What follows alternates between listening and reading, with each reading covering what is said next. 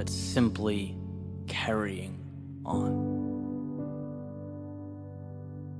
Thomas Edison has a famous quote that's really stuck with me over the years. He says, "Many of life's failures are people who did not realize how close they were to success when they gave up." Right? How close they were to the finish line when they turned their back and said it wasn't worth it. It's really an interesting thing to grasp. Right? Success is seeing what others can't. It's believing when others don't. It's taking the abstract, those visions, those pictures in your head, the make-believe, and finding the courage to make them real, bring them to life. It's this constantly evolving process, and it grows a little bit every single day. Sometimes we feel that progress, we feel the momentum, we do something big and it's exciting. And sometimes the progress feels small. And then there are times when we get knocked down and we don't see it at all. We feel like because we weren't validated that we lost, that we failed, that it wasn't enough. We forget that's part of the process, that progress is a journey. And it goes when you go, and it stops when you stop. Just like that famous Dalai Lama quote, right? The only way to fail is to quit. Period. No one ever stops because they can't. They stop because they decide to. They stop because they see that huge mountain and they think that's impossible. They forget it's only made of little rocks. They stop because they get so disheartened by the distance of the finish line that they forget it only takes a collection of little steps to get there. You don't have to leap the entire distance. You know, I've been there, right? This is me speaking from experience. It took me years to figure it out. And even now, life is rapidly evolving. I've poured my heart into things that, let's be honest, no one cared about. I've invested in opportunities that fell apart right in front of me. And each time it felt like the end of the world. You know, I've been lost, I've been unsure. Gotten up after things didn't go as planned and it felt like a loser. I had to look myself in the mirror and pick myself back up off the floor. But there's one thing that I kept doing that I never thought twice about. And that's continuing on. Whether life lifted me up or it beat me down, my plan for tomorrow was always the same. Get up and try again. Keep going.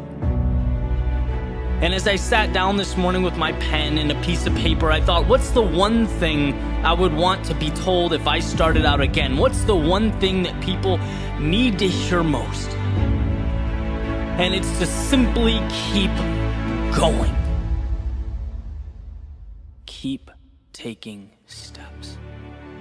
Because one day the world will start to make sense. And you'll look around and you will be thankful for one thing. That when most would have stopped, you didn't. When the world said no, you said yes. There is nothing so powerful as a soul that refuses to back down. See, persistence is not an important thing or an essential thing. It's everything. So live as to see. Not what can be lost, but what will be gained. Cover something beautiful. Every moment of fear teaches you to be a little braver. Every broken heart opens the door to a new connection. Instead of doubting yourself, feeling inadequate in life's darkest moments, know that you need what you are going through. You are uncovering the little victories hidden in plain view. So when the world feels like too much and your patience is thin, be stronger than that voice in your head begging you to think small. stand on every experience, the good and the bad. Let it elevate you to a beautiful tomorrow.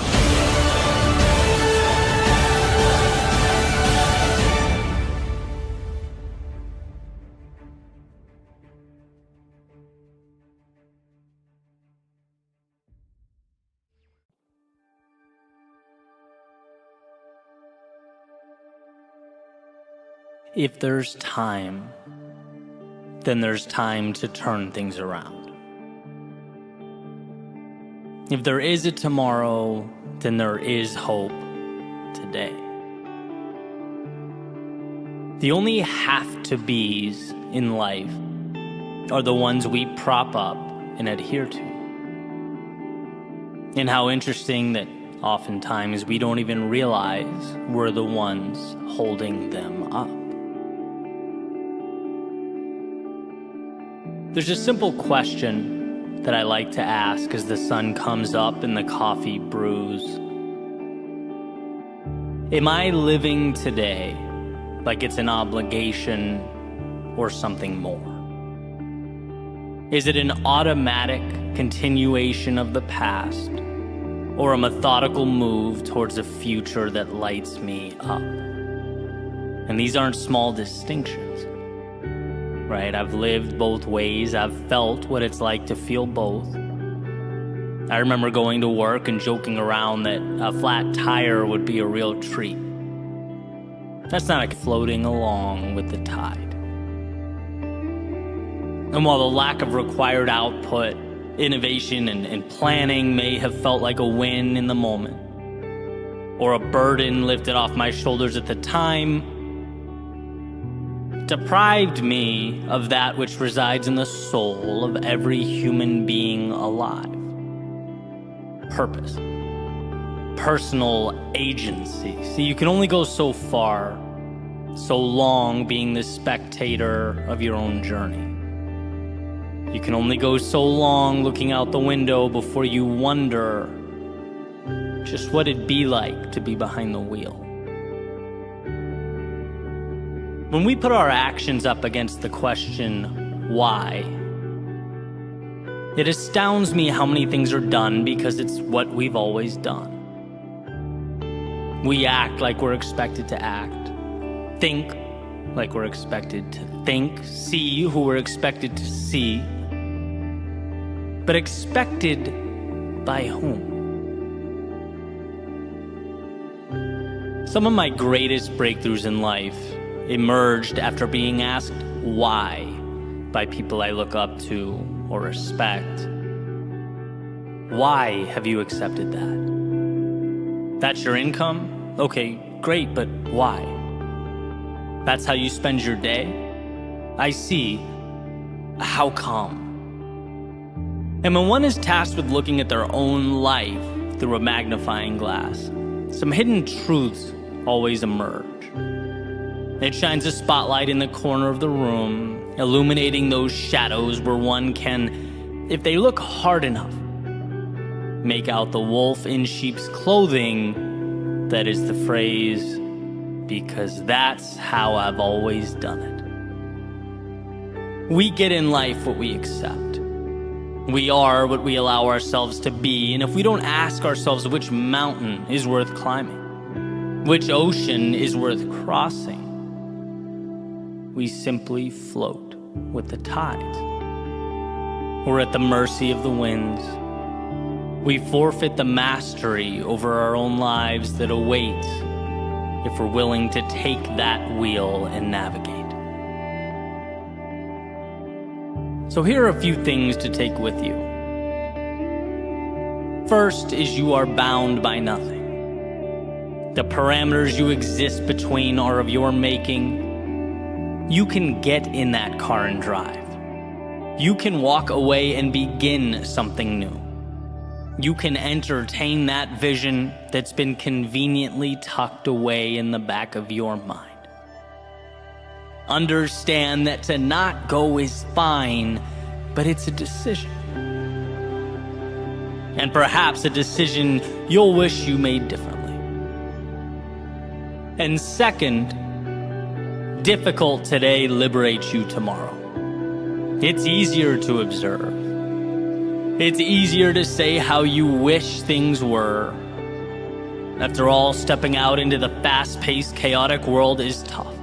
It's scary, it's unpredictable, but it's where you find yourself and the path that's calling your name. It's beyond the pins and needles, emerging as one jumps into the cold water, that they're able to find that evolution. If there's time, then there's time to turn things around. If there is a tomorrow, then there is hope today.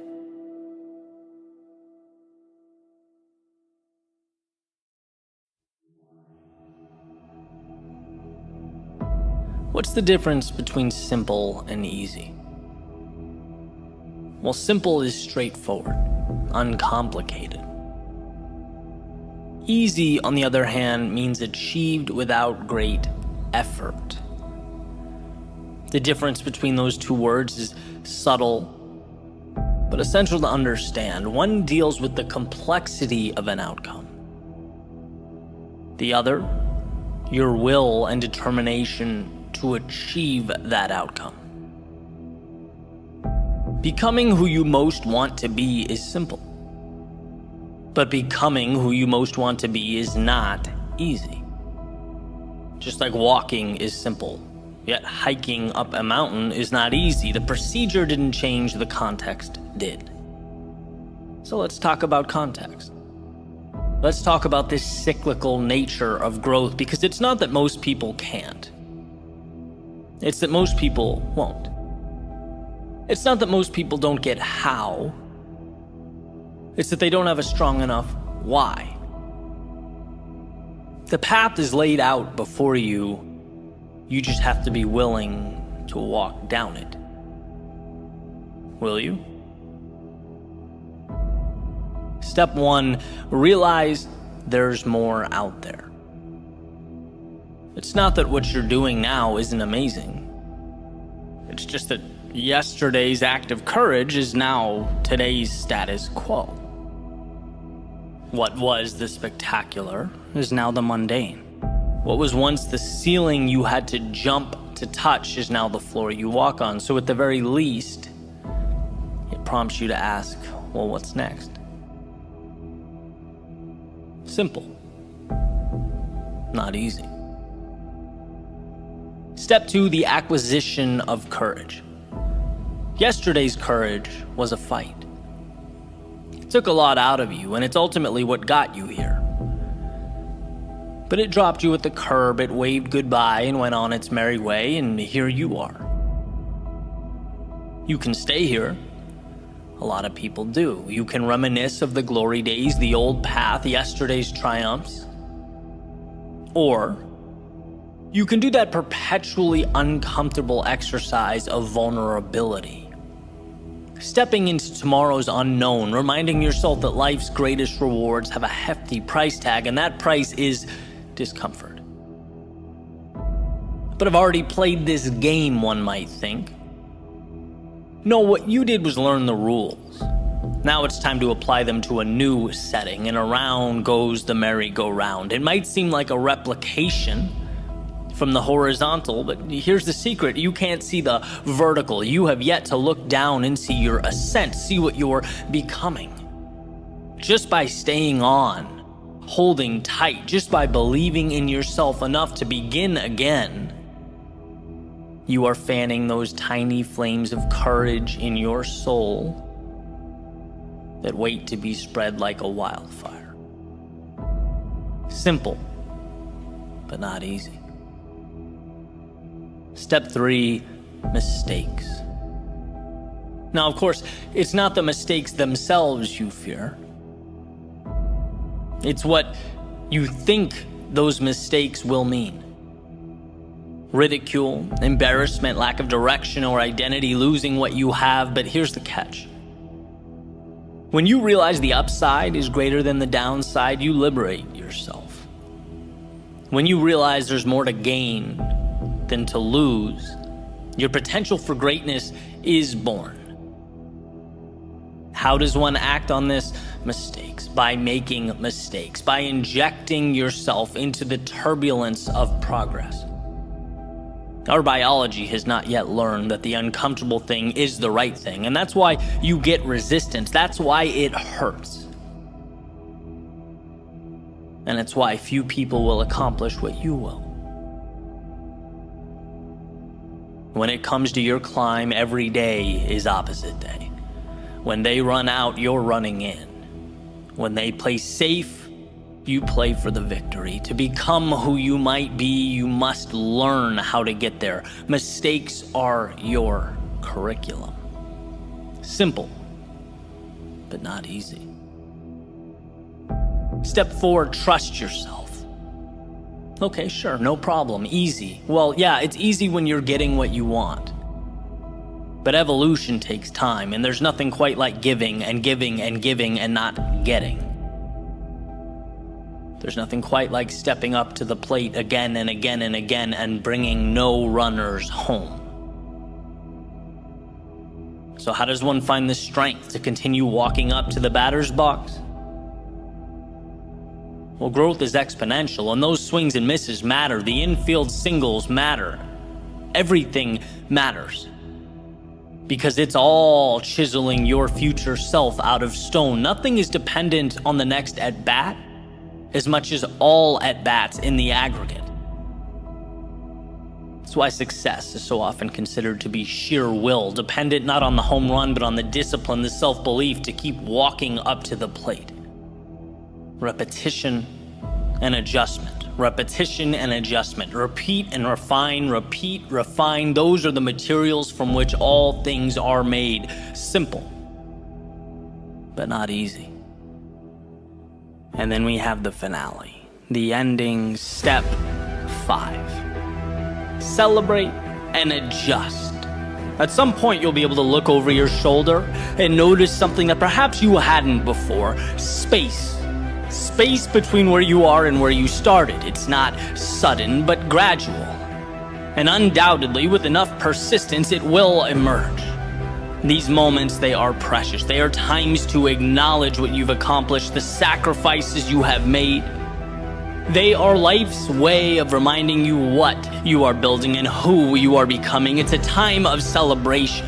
Every little win means something. Every small victory matters, so relish in it. And then transform it.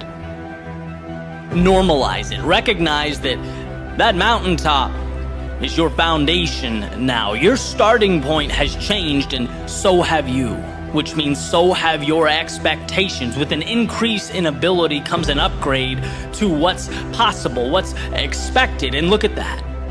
We have arrived at a new step 1. Realize there is more.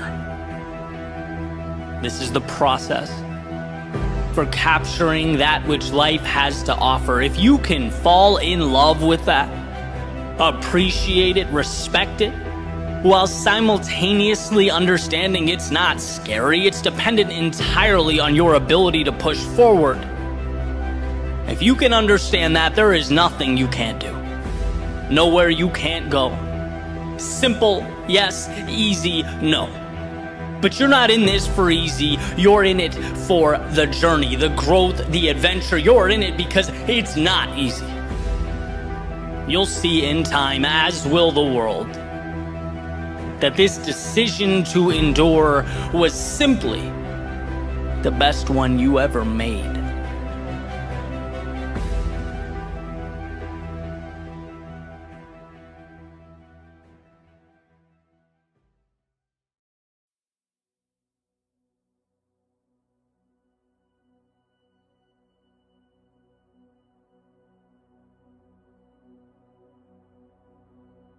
The other day I woke up with a plan. 3 things I had to do. So I wrote them on my whiteboard. They were essentially my objectives for the day. But it ended up being one of those days where things didn't unfold the way I anticipated. And for a variety of reasons, curveball after curveball, with some sloppy decision-making sprinkled in there. Eventually, morning became afternoon, afternoon became evening. I found myself exhausted and looking up at a whiteboard that was showing me I had accomplished none of the things listed. And I hate that feeling. Having clear objectives and not meeting them. Right? And so after dinner, I got a phone call, and I found myself talking about how I fell short, getting it all off my chest, letting it all out there. And I got that reassurance that I wanted without even realizing that I wanted it, right? The voice said back to me, Eddie, this happens. It's not a big deal in the grand scheme of things. No one's perfect. You put a lot of pressure on yourself. Tomorrow's a new day, right? That type of thing. And it's like, okay, exhale, time for bed. And the next morning, I was outside relaxing, doing some thinking, and came to this point. And you'll see how these dots connect here in a second. But essentially, I see life as a staircase, right? Where we thrust ourselves out into discomfort, into chaos. And then amidst the storm, we're forced to grow. We step into shoes we were once unable to fill. And what was once bigger than us is now normal. It's every day. It's ordinary because we fought for it. We pushed ourselves through. That's evolution. But now, guess what? That old ceiling has become the floor. It's time to evolve. It's time for that next step in the staircase. Time to thrust ourselves back into the chaos of life so that we can again tame something bigger than us. Take the next intimidating thing and make it commonplace. And as I sat there outside thinking, I found myself to be at that next step, ready to leap out again into the tumultuous winds of life. But this time it felt different. There's an intersection, and I talk about it often, of doing what adds value to the world and doing what makes you content personally. Okay, I think where those two things meet is peak living. That's where the magic happens. And I'm fortunate enough that these thoughts, speeches, episodes, videos, whatever you want to call them, on some days literally reach over 200,000 people. And that's not meant to be a humble brag or anything like that. It's just, to me, so incredible that I can't process it, right? I get emotional thinking about it. My dream is to add value to other people, provide that little lift that might help someone look at their own problems differently, maybe see a path when before they were unable to. That's what it's all about. And then, in addition to that, a parallel track on a personal level, feeling like I'm growing and evolving as well, constantly stepping up those stairs one by one, having the courage to continue fighting those unknowns and making sense of life's complexities. That's why so many of you are on this journey with me. And so as I looked up at that next step, and it felt bigger than it ever had before, I knew the task needed to be bigger than it's ever been, which would require of me one of the biggest changes I've ever made, and that scared me to death, knowing that in order for something to be born, something must die, something must be left behind. I'd been stepping forward for years, and thank God for that, but now it was time for a leap. And so back to that whiteboard I mentioned earlier. If you hang in with me long enough, I usually come full circle. Right, back to the list of goals I missed, the bad day. Why am I so fixated on that? Well, it has nothing to do with the day itself. Everyone swings and misses from time to time. It has nothing to do with those 3 goals. Everyone falls short here and there. That's part of life. It's about the person I want to be as I endure those turbulent times.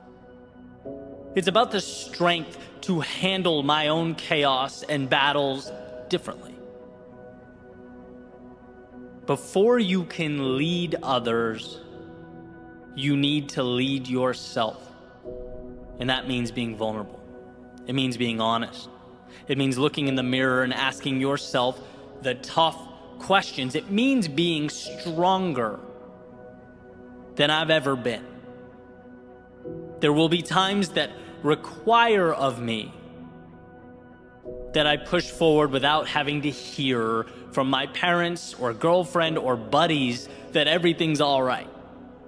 The next step requires that I trust myself to be the guy in my own life. To have impact in the world, one must find strength within themselves where they didn't know it existed. This is a leveling up that I know is required for me to be more than I've ever been, stronger, bolder, more confident when I'm most fearful. There was a line I used to draw separating me and the people I look up to. And the moment for me was a message. I knew it was time for me to mentally remove that line. You'll never be more than you envision yourself to be. It was time to be my own answer. Promote myself to that next level. From the kid with the dream to the man that makes it happen, it's time. It's just simply time. Even the ones I love, the ones closest to me, they can't provide that. It has to be internally derived from a place so deep that come hell or high water, it's happening. And telling people about my little misfortunes so that they can pat me on the head and tell me things are great, that's antithetical to what is required of me next. There is a level of courage and strength and excellence in all of us that lives at the bottom of this abyss that we must pull up with everything we have until it becomes intertwined with who we are and where we're headed. And as I sat there, I knew it to be true. I couldn't help but feel that change was about to happen, and it would stem directly from how I see myself. It would be the product of who I knew myself to be. And so now, most importantly, I present this question to you. Are you at that next step? Are you looking at a chasm that must be crossed?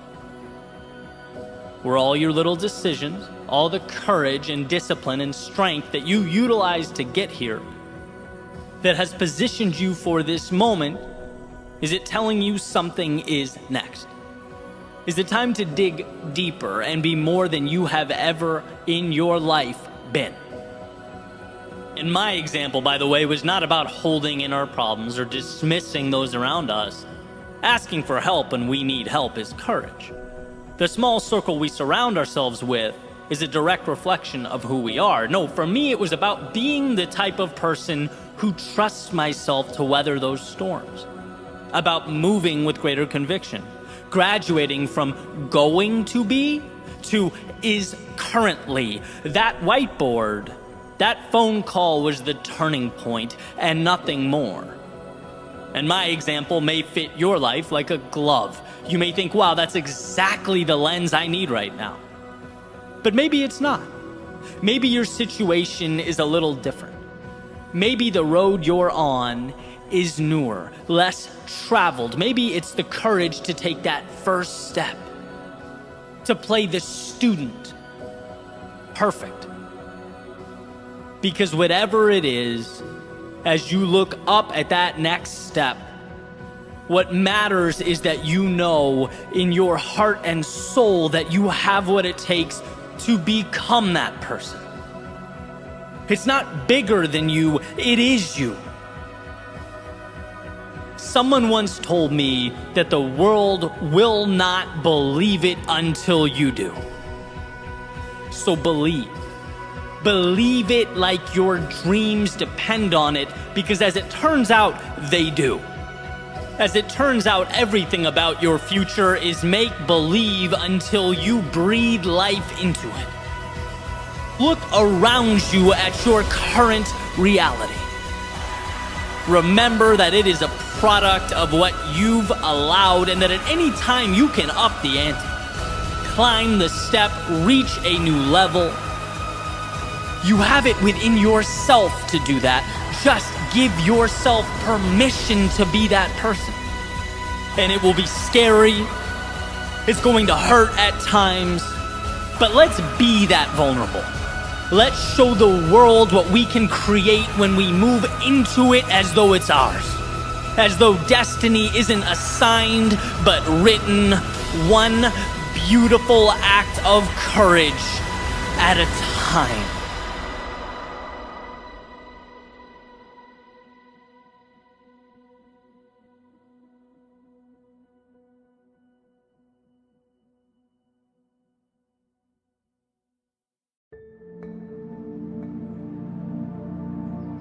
Can life change in a day?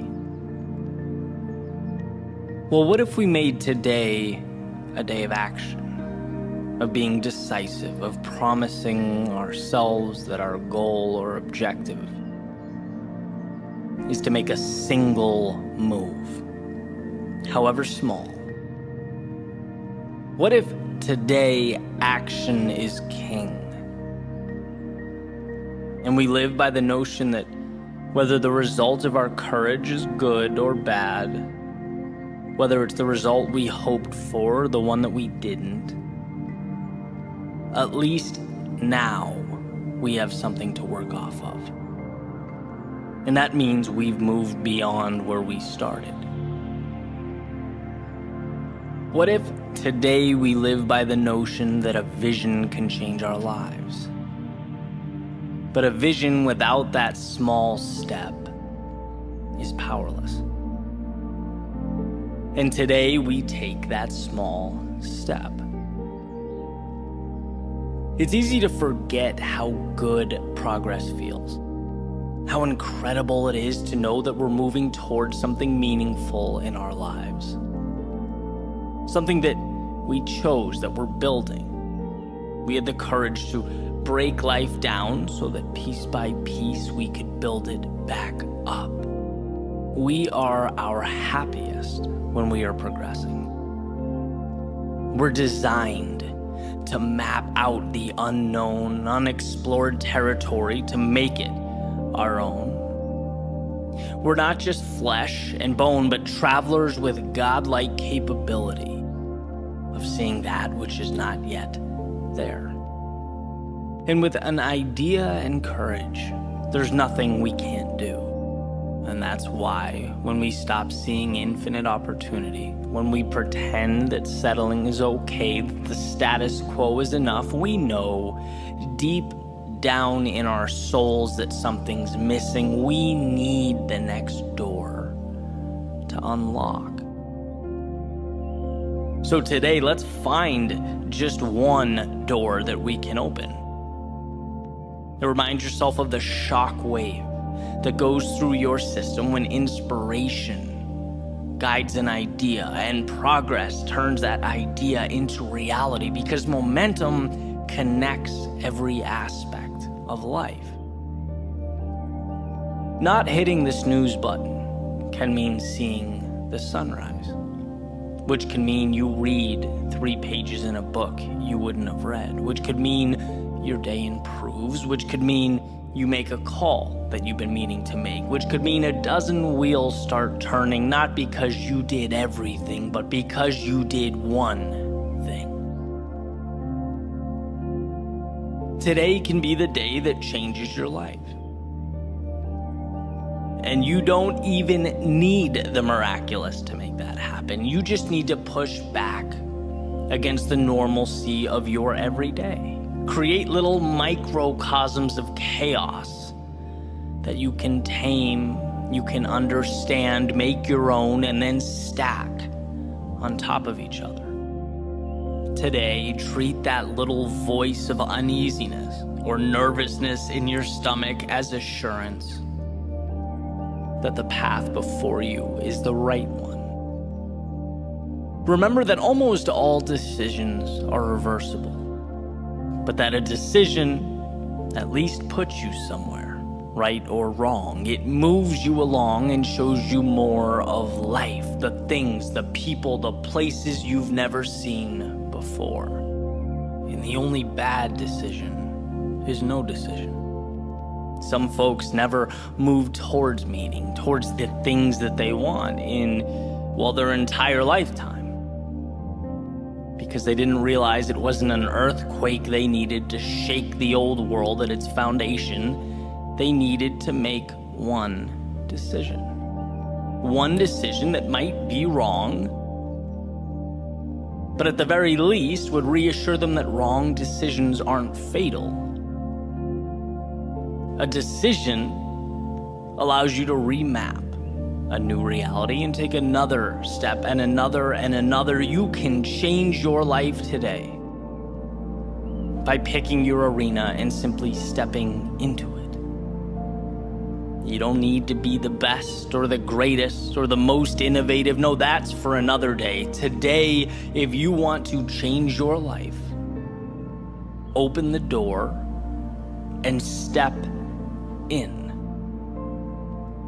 You'll be amazed at what transpires.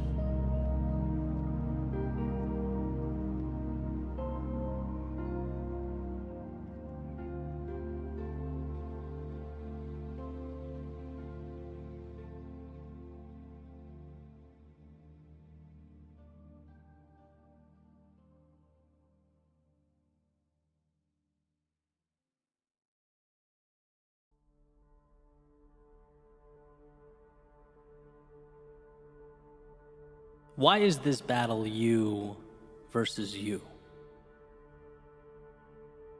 With all the complexity, all the obstacles out there, why are you your greatest opponent? Well, to put it simply, because all those obstacles and all that complexity still can't tell you no. They can't say enough is enough. They can't look back at you and say, let's just settle for what we have now. No, only you can do that. The world may create the landscape. It may construct the terrain and those obstacles. But you are the sole decider on where along the way you stop. You decide how far you want to go and how much you are willing to endure. When it comes to your advancement or limitation, you are in the driver's seat. I just picked up a copy of Will Smith's recent book, and one of the ideas that stood out to me was resilience. And this part in the book, it's actually kind of uncomfortable to get through, but incredibly powerful. He's talking about his childhood and the polarity of his father's personality. A man who would do anything to provide for his family. He took pride in that and saw it as his primary responsibility, but simultaneously was their greatest source of pain. And he mentions his father, hitting his mother from time to time. In one particular example, struck his mother in the face so hard that it knocked her on the floor. And as she stood back up, she said something along the lines of, "You can hit me, but you can't hurt me." And that was the first time Will understood as a child the difference between what the outside world inflicts upon us and how we choose to react to that occurrence. That understanding is power. It's why you are the author of your story. In the sense that every single thing dropped at your feet, every situation, every occurrence, they come with an implicit question attached, a question that you and only you are responsible for answering. The question is, what does this mean? And how you respond to that question determines whether you go left or right at that metaphorical fork in the road. Does the occurrence detract from your ambitions, or is it a multiplier? Does it confirm your doubts and insecurities, or is it your reason to rise to the occasion? An opportunity to stretch, to evolve. That's a gift. That's an invite. Not some sort of divine punishment. But the challenge is removing the layers until you arrive at the value. and it's hard, but you get there by saying yes.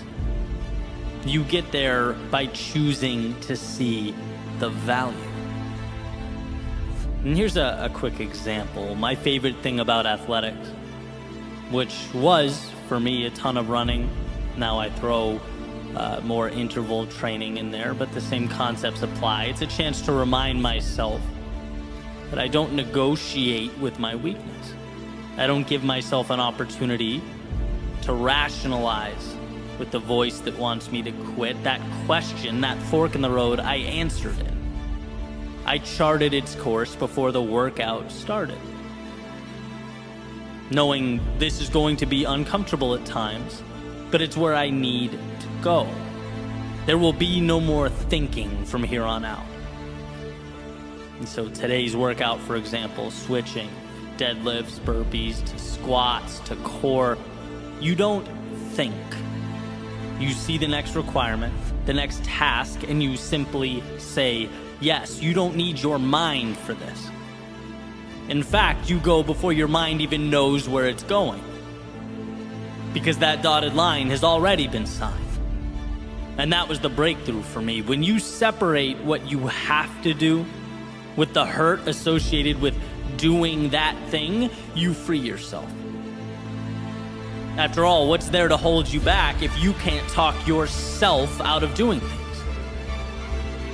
See, we tend to think our greatest adversity is the pain, or the confusion, or the unknown. But it's like, no, those are the byproducts of doing anything of significance. The adversary is the voice that begs you to slow down because of those things. And if you can figure out in your own life how to create space between the two, how to separate the task and the discomfort often brought about by the task, there's nothing that will ever be able to slow you down. And look, I'm not saying that you walk around without ever utilizing the power of that brilliant mind you possess. One's ability to think is everything. But what I am saying is there is a time to shut it off. There is a time in which, to avoid overthinking, we simplify. Action, reaction. One more mile, okay, end of story. 1 minute of jump squats next, roger that, period. It's taking the emotion out of the process, refusing to leave the door cracked for the inner dialogue that says, hey, maybe you don't do this. Maybe you slow down. Are you sure you can handle what's next? No, all of that is tuned out. It's assignment, go. Next, go. Next, go. You know this is the right thing. You did your thinking before grabbing the sword, shield, and stepping into the arena. Now guess what? It's instinct. It's doing what has to be done. And what has to be done hurts. And look, you didn't have to accept that. You didn't have to step in. You could have stayed home, but somewhere along the way, you looked in the mirror and said, the difficult path is the one with the value. And now here you are, face to face with hungry lions, clashing swords with your adversaries. There's no turning back now. Now is when you parse out pain from the objective. The pain is now part of the audience. It's not with you or in you, it's watching from above as you do what you came here to do. So yes, those swords clash, but the eyes remain focused on what's ahead. And yes, those lions roar, but that's background noise. When you simplify your world into objective and action, objective, action, objective, action, there is time for nothing but forward progress. And sometimes that is all that is required of us. In the face of adversity, in the face of pain, self-doubt, in the face of discomfort, can you break your world down into nothing but one single step forward? One more set, one more rep, one more session, one more attempt, just one more. No rocket science, no negotiation. There's nothing to figure out here. It's walking the path before you. It's the discipline to carry on. It's one more swing of the axe. Audience or no audience, lions or no lions, you are bound to the universe at your feet. And that simplified concentration is why you will succeed.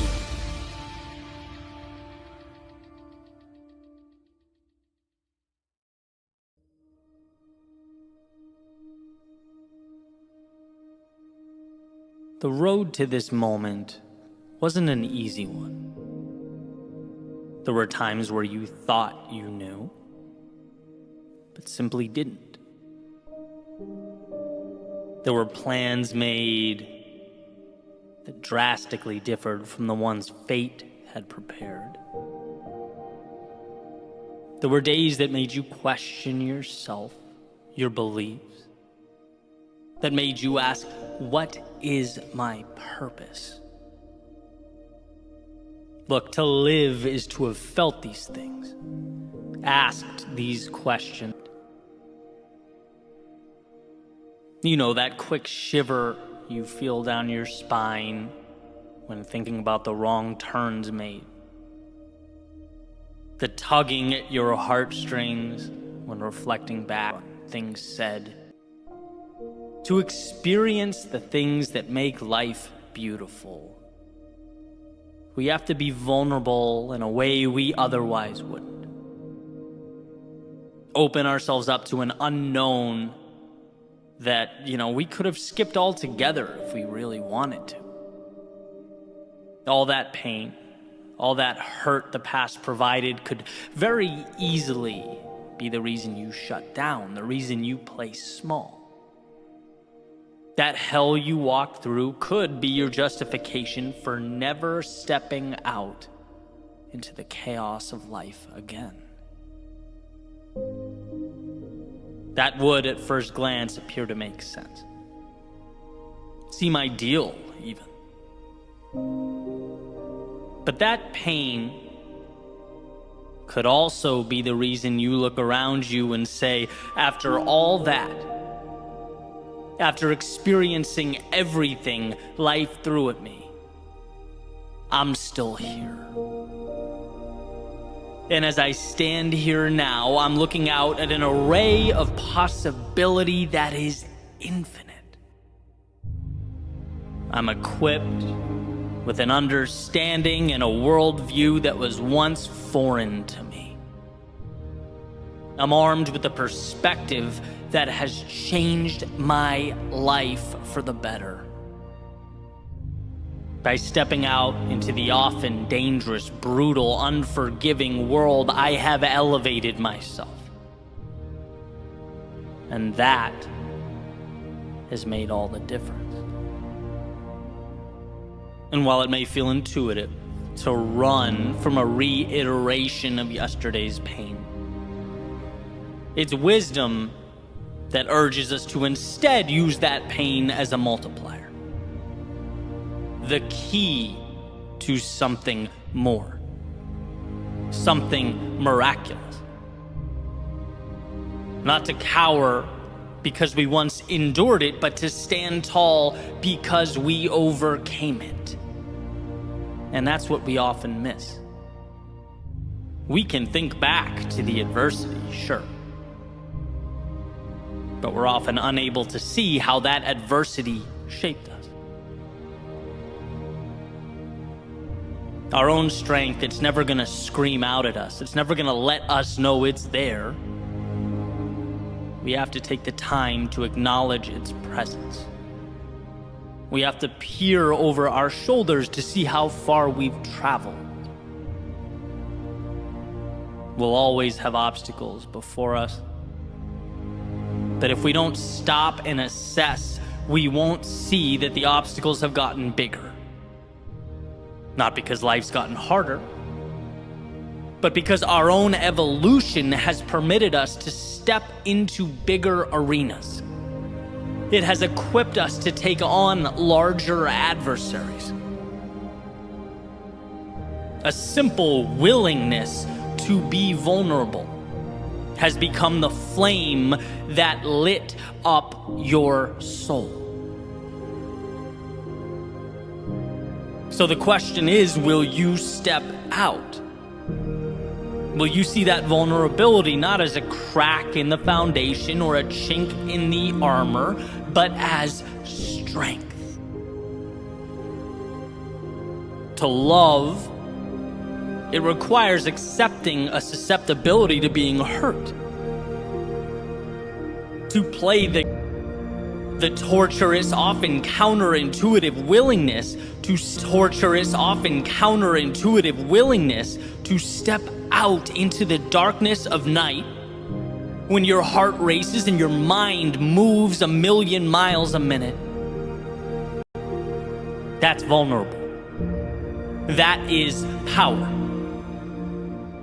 And it's an investment in a tomorrow that otherwise would not have been available to you. You are not your past. You are the wisdom derived from its lessons, the courage removed from its trials, and the hurt that was perhaps at one point the only thing you felt. It's not your reason to shrink into yourself. It's your reason to step back out. To say to the universe, I have the strength to again dance with the unknown. To risk the short-term discomforts that life often hands out like candy in exchange for the chance years from now to look at your reflection and say, I got back up. I did the hard thing. I followed my heart. I wandered into that darkness to obtain the wondrous reality that is, for a time, concealed. I did that. So love again. Grow again. Try again. Build again. Believe again. See again. Feel again. Step out into the world again. This is who you are. Underneath the fear and insecurity, underneath all those reasons to not go, there lives the beginning of the miracle that is life. And it won't be easy. The timing will never feel perfect, but the question will always exist. It will always exist within an arm's reach of where you stand. Can you be that vulnerable? Can you be that courageous? And not just when things are going well, but amidst the turmoil, the chaos, the self-doubt, when your memory only wants to play highlight reels of where things went wrong, where you swung and missed.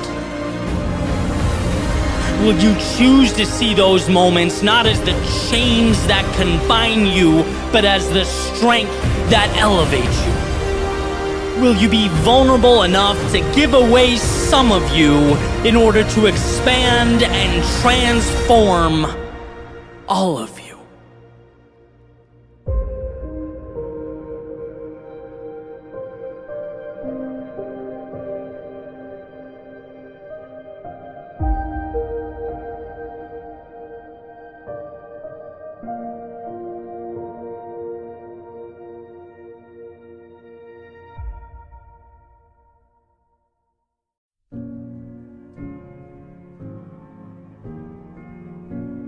When our backs are against the wall, we're forced to become more. When the clock is ticking, we are tasked with finding answers that hide among us. It's in the darkness we find light, and while lost, we find ourselves. The paradox of life is that from our pain comes our purpose, our evolution, and our greatness.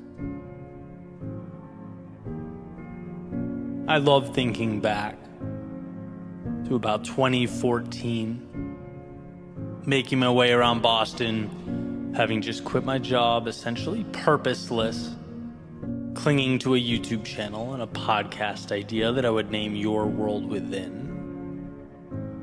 And why? Why do I think back? Why does this mean everything to me? Well, because at the time, I knew nothing. I understood nothing. Nothing about speaking or media, audio, video, nothing about running a business. But more importantly, I knew very little about life and what's truly required to progress in a world with infinite moving parts. I didn't know that my lack of understanding is what made everything feel overwhelming and complex, and that it was up to me to simplify. I didn't know the extent to which I'd have to befriend failure. And that was the most eye-opening realization. Because when you gravitate towards a risk-free existence and you box yourself in, as I had for so long, of course you don't get the upside, but you also don't fail as dramatically either. Life was a simple game of cause and effect. Do work, get result, not much room for more than that. And so stepping outside that box in the way that I did changed some rules. I learned some things. First, you can spend time on something, you can exhaust energy on something, and get nothing in the short term for your efforts. And I mean nothing. Unless you count getting your pride stomped on. Unless you count your friends disappearing when you need them most. Unless you count self-doubt and a constant worry about not amounting to anything. I mean, these are very raw, very real human emotions. They tend to arise when we start something new, but in them is also the power. This is where the light bulb turns on and the path emerges. It's where I learned that we only get what we want when we endure what we don't. And what a foreign concept when you think about it, right? It's like, Eddie, take this mic. Go stand in front of this audience and pour your heart out. Your knees are shaking, chest is pounding, but dude, trust me, it'll be good for you. And funny enough, it was. It was because the fear in my stomach became the indicator that something new, something exciting, something more was around the corner. Like Pavlov's dog hearing that bell. Anytime the fear kicked in, I could feel myself getting closer to something meaningful, to a higher version of myself. The pain is an invite. The sheer terror, and let's face it, that's what it feels like sometimes, it's an upgrade. Disguised as the monster that you think you should be running from. When it is, as I recently mentioned, the adversary you should befriend. We have to change our relationship with discomfort because our initial understanding, the one that comes stock in our minds, is never sufficient to build anything of significance. Its default setting is to preserve the now, not expand it. And so just like those stock speakers that came in my 1999 Ford F-150 when I was in my early 20s, let's rip it out. Let's customize. Let's upgrade the quality of the sound we hear and the things we say to ourselves. What an advantage it is to know that the hard things are what make us level up. To find that awareness.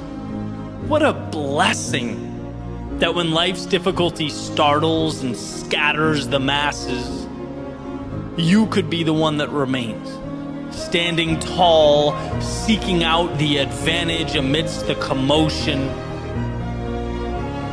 Every little act of courage becomes more and more meaningful, powerful.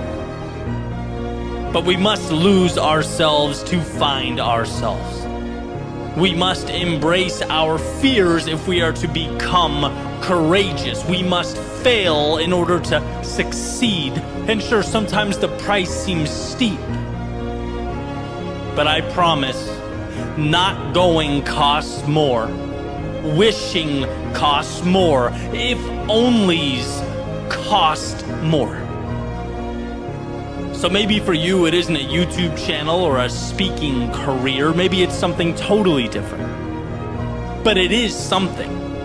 And should you bring yourself to pursue that which your heart pulls you to pursue, you'll have those moments of defeat where you're mad at yourself for leaving the comfort and safety of your previous world. You'll have times where you have no idea what to do, where you feel alone or stuck or unsure. The difference will be whether you see this as the invite you've been waiting for or the reason to turn around and settle for less. That's the question. How do you internalize all that emotion that will feel like it is consuming you? I couldn't believe how strong that temptation was to go back, nagging at me every day. Just come off the edge. Just be comfortable again. But as my old coach would say in college, when we're doing wall sits or something physically taxing, 15 seconds. You can do anything for 15 seconds. And isn't life just a culmination of 15-second windows? It's compartmentalizing the process. It's turning the difficult into the advantageous. You have the ability to not think like everyone else. You have it within you to rewire your previous conceptions of the world, to see darkness not as your reason to hide from conjured up monsters, but as your invitation to become the light. Remember that the best way to be more is to have the courage to put your back against the wall. And you won't want to in the moment. There will never be a perfect time. But committing to that vulnerability will release from within you the power, the strength, the greatness that has been for so long tucked away. By moving into the chaos, you are simultaneously creating the calm you always dreamed of. You're realizing the possibility that just needed the door left ajar to make its way into your world.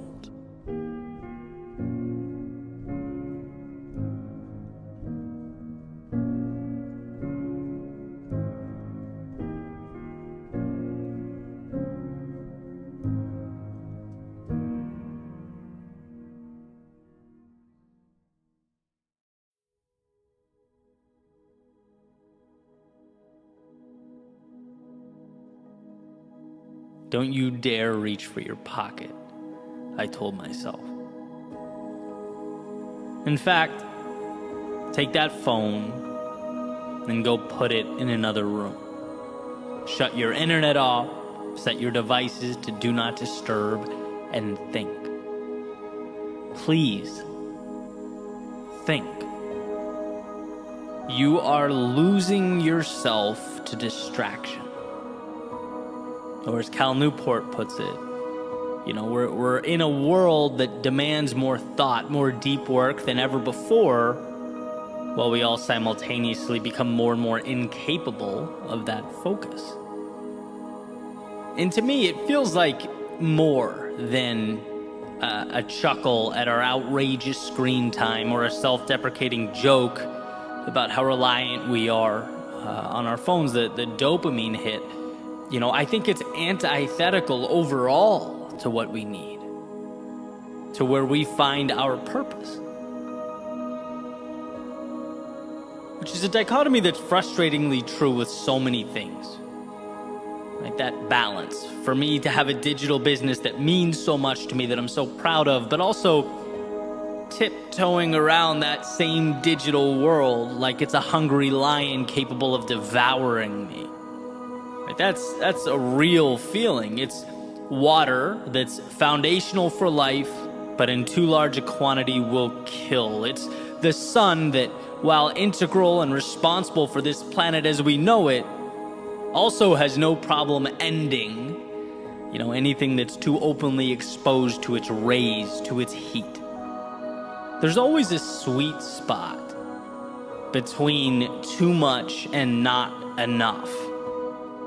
Right? That happy medium, that intersection is why we're all here. Because when I don't take time to deeply think, when I lose the big picture, I remain in a cycle of routine. And sometimes that's great, right? Morning routine is great. I don't really have to think about it. I'm programmed. Things like driving a car, as Duhigg explains in The Power of Habit, your foot stepping on the gas. It's involuntary, and thank God for that. But one must be able to step outside that loop and ask the big picture questions. We have to make time to at least roughly chart the course. And it'll change. Life will present its obstacles, but we'll have at least parsed out what matters and what doesn't. When life is all habit and reflex, when you've lost the ability to examine the self because 1 minute alone with your thoughts is agonizing, well, you won't be able to see past the surface of who you are and what you're capable of. I want to be clear here, this is not me complaining about perhaps the most prosperous society ever to Cal Newport talking about separating ourselves from distraction. I remember the day I first listened to that book, I was sick, so I was walking, and because of that, I felt this urge to, as the book was playing, to reach into my pocket and check for notifications. And it was eye-opening. It's like we are scared to completely immerse ourselves in solitude. But solitude is where we uncover so much. Silence is where we hear what our souls have to say. It's where we understand who we are. My favorite Joseph Campbell quote, "The cave you fear holds the treasure you seek." And man, I hate to say it, but I think being alone, even for a short period of time, is that monster lurking in the cave. The one we're scared to confront, even though it's what we need. Solitude is the demon we are consistently masking in a constant influx of media and small talk and DMs and emails. That stuff has its value, but it's not real. In the sense that I find it disconnected from purpose. So here's something that I've been doing, and I would suggest that you give it a try. It's been certainly helpful in my life, and start small, even if it's 15 minutes, but take a walk by yourself. No phone. And it's challenging at first because, you want to be consuming something, even if it's, educational, valuable, still, right? No phone. Solitude. Think about life. Think about who you are. Think about what you've always wanted and where your current reality aligns. Think about how much you have and how lucky you are. Think about any or all of these things, but think. Let your mind go where, amidst the push and pull of life, you don't often let it wander. For example, some thoughts from my walk today, some of it random, sporadic noise, some of it more valuable than others, but all of it valuable because the process in its entirety is valuable. I spent some time thinking about the week ahead, the things I'm excited about and how to prepare for them, and realized one of them I didn't want to do. I then had that debate with myself, well, do I not want to do it because it doesn't align with my goals or because it makes me uncomfortable? Came to the conclusion that I think it's the latter, so it's staying in my schedule, but I'll reassess. I thought about Florida. I consistently think about how lucky I am to be down here after living in so many cold places. It's just such a beautiful environment, and one that I don't take for granted. I thought about a statement I just heard from a professional athlete. after his surgery, talking about how hard it was on him, but that he would rise from the ashes and he would have the best year of his life. And, my mind went to one of the most important rules of leadership, that it's not about you or your rise or fall, right? To lead is to make it about the team, about the overall goal. And how grateful I was to come across that video, to see that and really dissect it. Sometimes the best ways we learn is by seeing what not to do, right? And I'll take that with me. I'll take that understanding with me on my own journey. Last thing I remember, I thought about some of the books I've been consuming. I've taken in an insane amount of books over the years, but I practically stopped reading physical books, right? And now I consume mostly on Audible or other audiobook methods. Made me wonder whether the value is equivalent, how much that varies from person to person, maybe something to research later, right? That's all I remember as I sit here now. But the point is, this is stuff that if I don't immerse myself in solitude and break through the barrier of boredom, I don't get to. And maybe you go through a week where you don't find much. But as the saying goes, right, one idea, one concept, one epiphany can truly change the dynamic of your life. It could change everything, right? There are answers just beyond the realm of distraction we operate in. Some of them pertain to trivialities like the audiobooks and the cold front. Some of them pertain to your goals and your development, who you are, where you're going, and how you'll get there. As Newport says, to simply wait and be bored has become a novel experience in modern life. And while his emphasis and focus is primarily on work and creating an environment to be productive, I want to suggest that it's not only our work that needs saving, but ourselves. We can't lose touch with what matters most. We can't become so shallow in our thoughts and our actions that the beauty remains buried away. There is something in you that's untapped, unfinished, raw talent or desire. There are pieces of you that need to be assembled, and if left alone, will wither away, unremarkably, quietly, and probably without your noticing. So my ask is that you think of this as more than, me cheering on long walks. It's not about the walks, right? It's about time alone with yourself and what that opens up for you. It's about recognizing the spaces we need to carve out from the outside world, so that when we re-enter the outside world, we know who we are. We understand where we're headed. We don't go where the wind blows. We are able, as the saying goes, to adjust our sails to get to our destination. All you need is more time with you.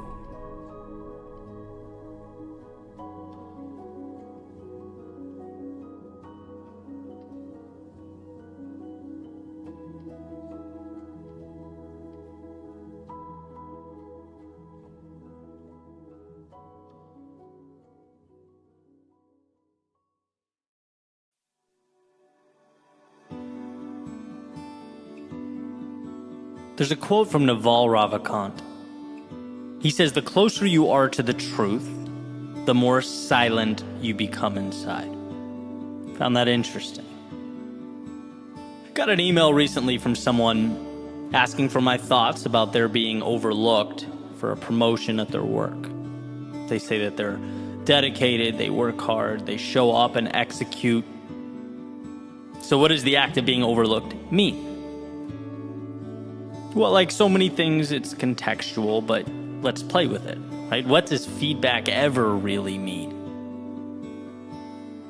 It means what you decide it does. Here's how I see the act of being overlooked, as this person expresses.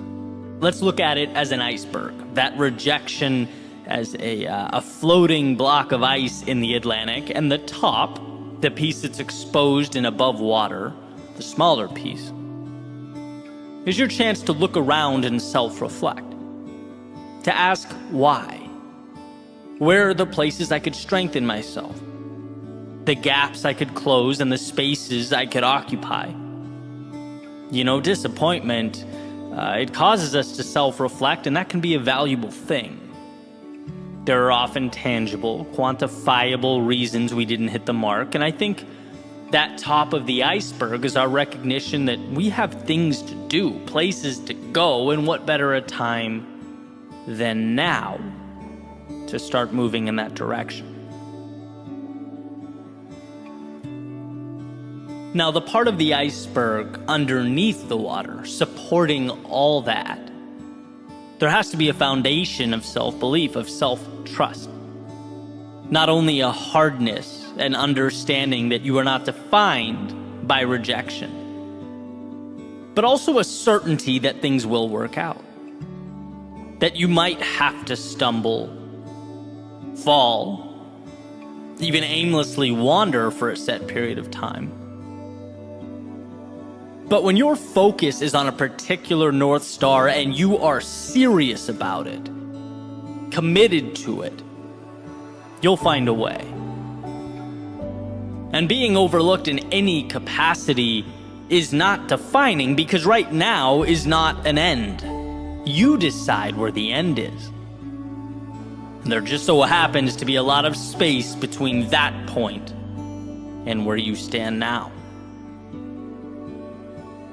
The vast majority of an iceberg exists under the surface, and that's valuable here, because I believe that the differentiator when it comes to success and failure is how one internalizes the process and their place within it. If you know you're going to succeed, if you are confident in yourself and who you are, then the little wins and losses along the way tend to mean less. Getting overlooked in any capacity is a nice little bit of feedback, but in the grand scheme of things, it doesn't hold the weight we tend to give it when we're less sure of ourselves and the process. So let's get back to the quote. The closer you are to the truth, the more silent you become inside.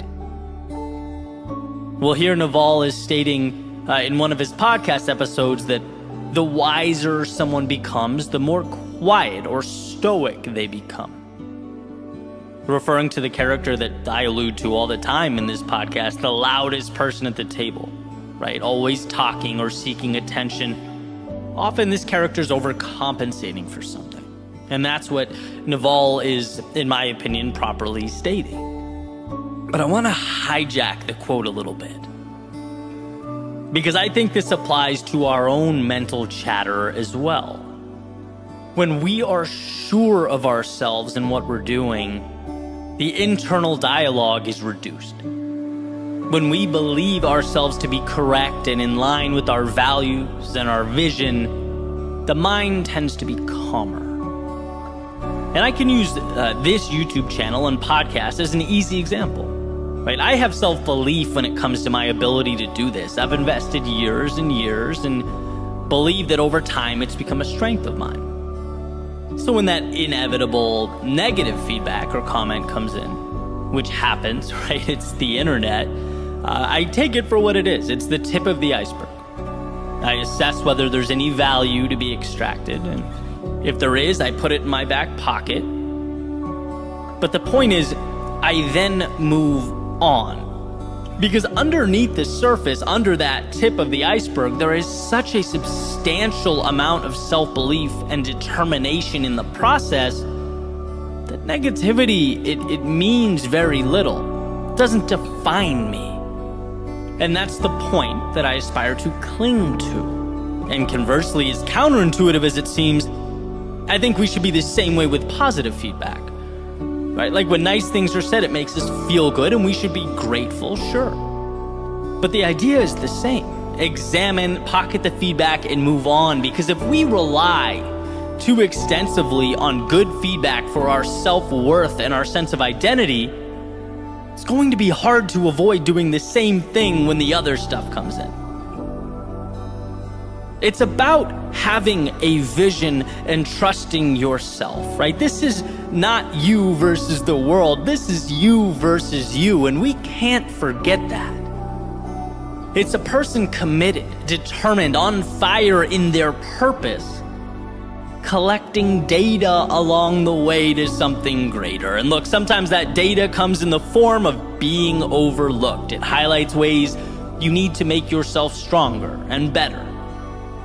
But sometimes it validates and recognizes your greatness, the value you're already adding to the world. Either way, you're moving forward because it's who you are.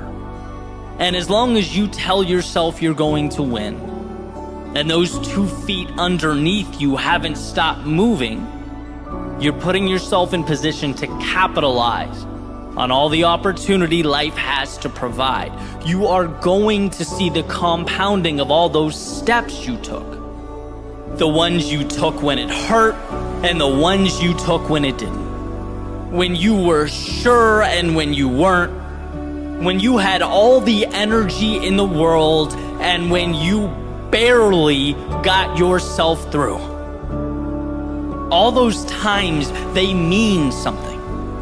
And it's the ability and desire to move forward regardless becomes the determining factor. If you know that, the mind can be at peace. Life is happening for you, not to you. The obstacles become much needed information, and the victor further contribute to your momentum. It's all moving you closer to where you need to be. There's a saying by Steve Martin. He says, "Be so good they can't ignore you."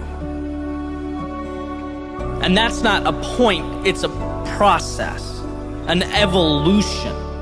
It takes time, it takes patience, it takes self-belief. But trusting that mountaintop you're chasing, the great sense of security, that this epic adventure is yours and yours alone. It comes with discovery, growth, joy, sadness, and everything in between, but it is in that dotted line. It doesn't matter if you are over capacity. No person or external event can take away what you know in your soul to be true.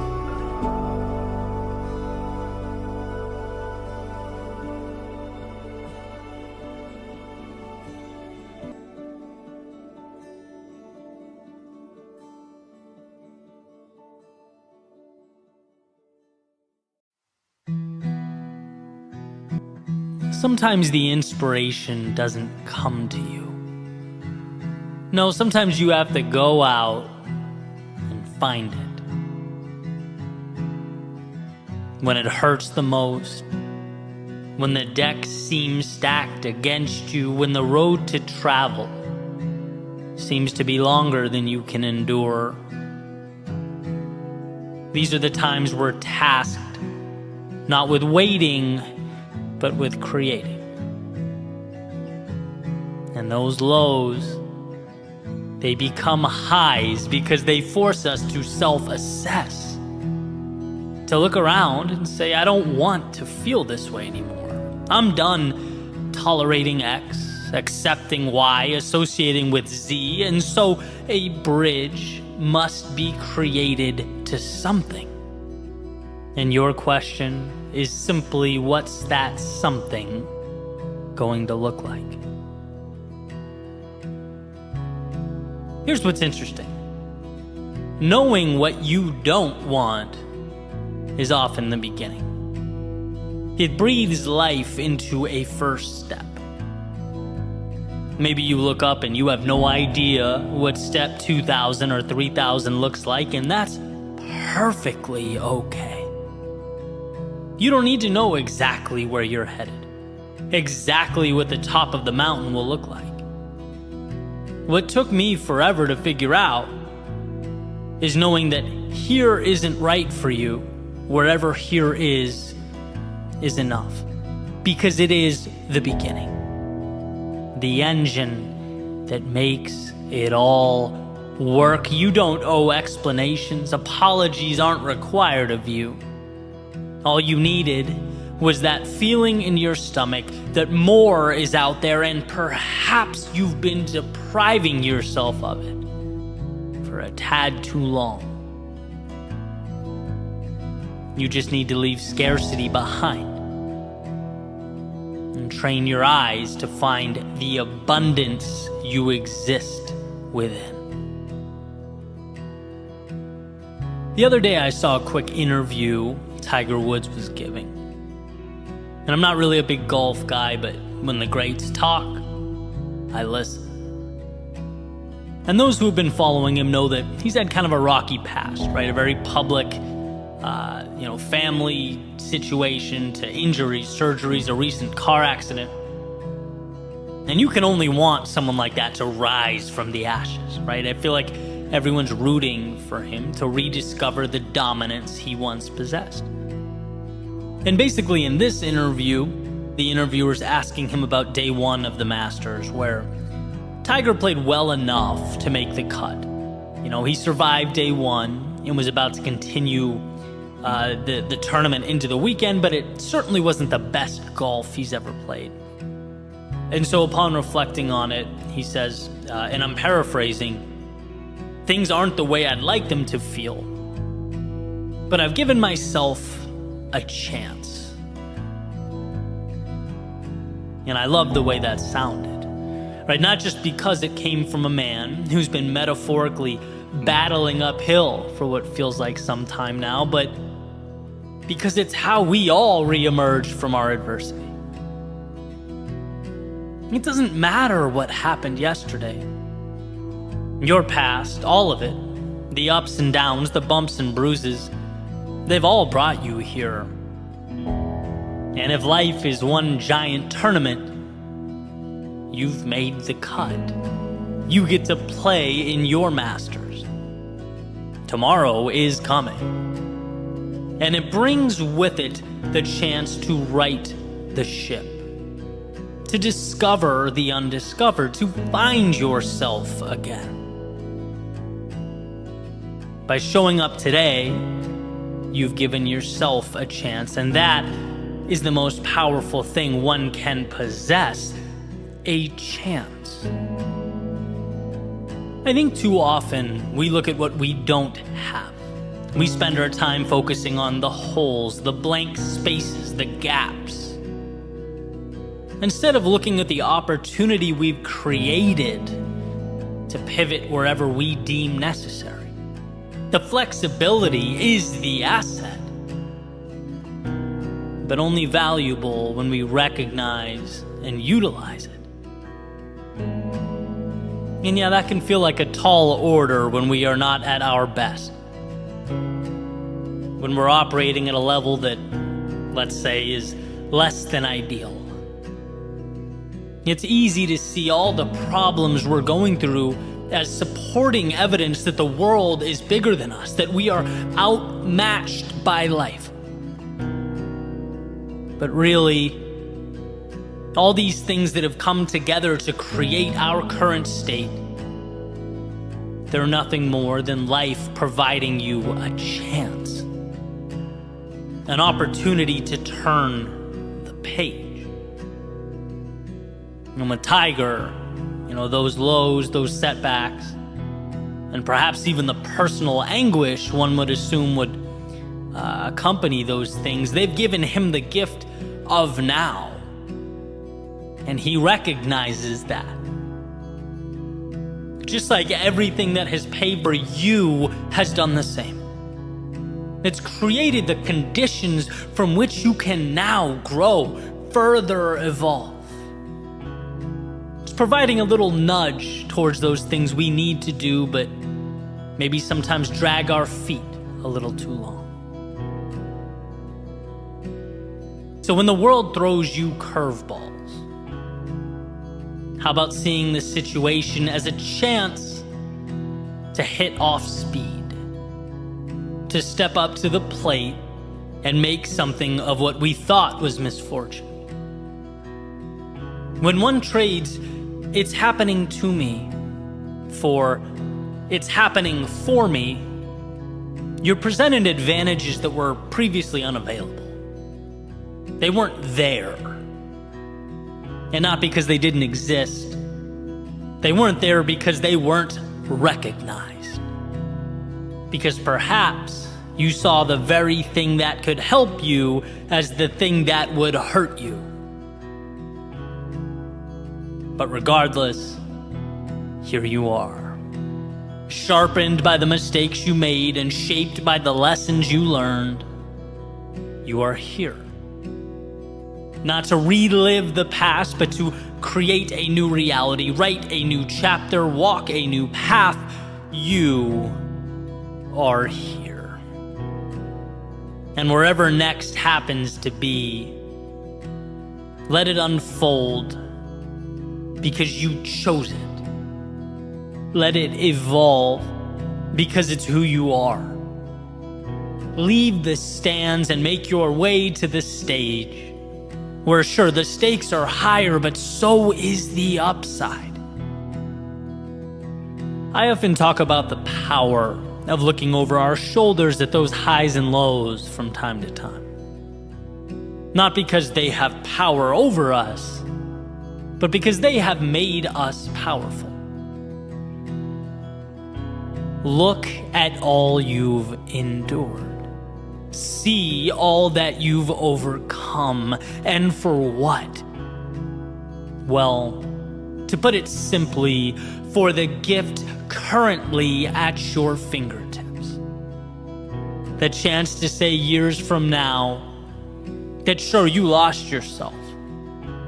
Things became chaotic, confusing, convoluted. Maybe you were unsure. Maybe at times you even felt alone. But those times, the same times that could have kept you down, instead reminded you what you were capable of becoming. You don't get the light at the end of the tunnel without walking through the darkness.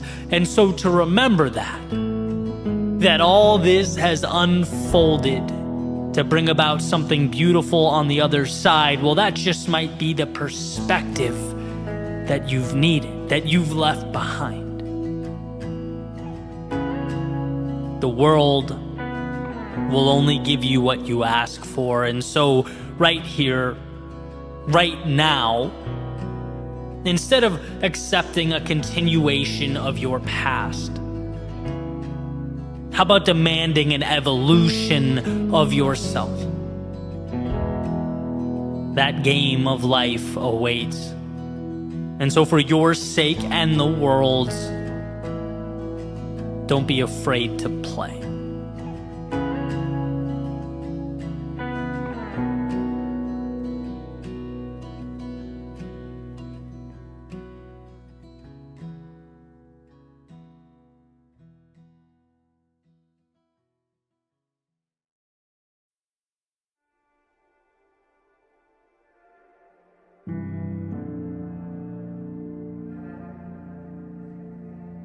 She had a picture framed on the table that said, "Make today amazing."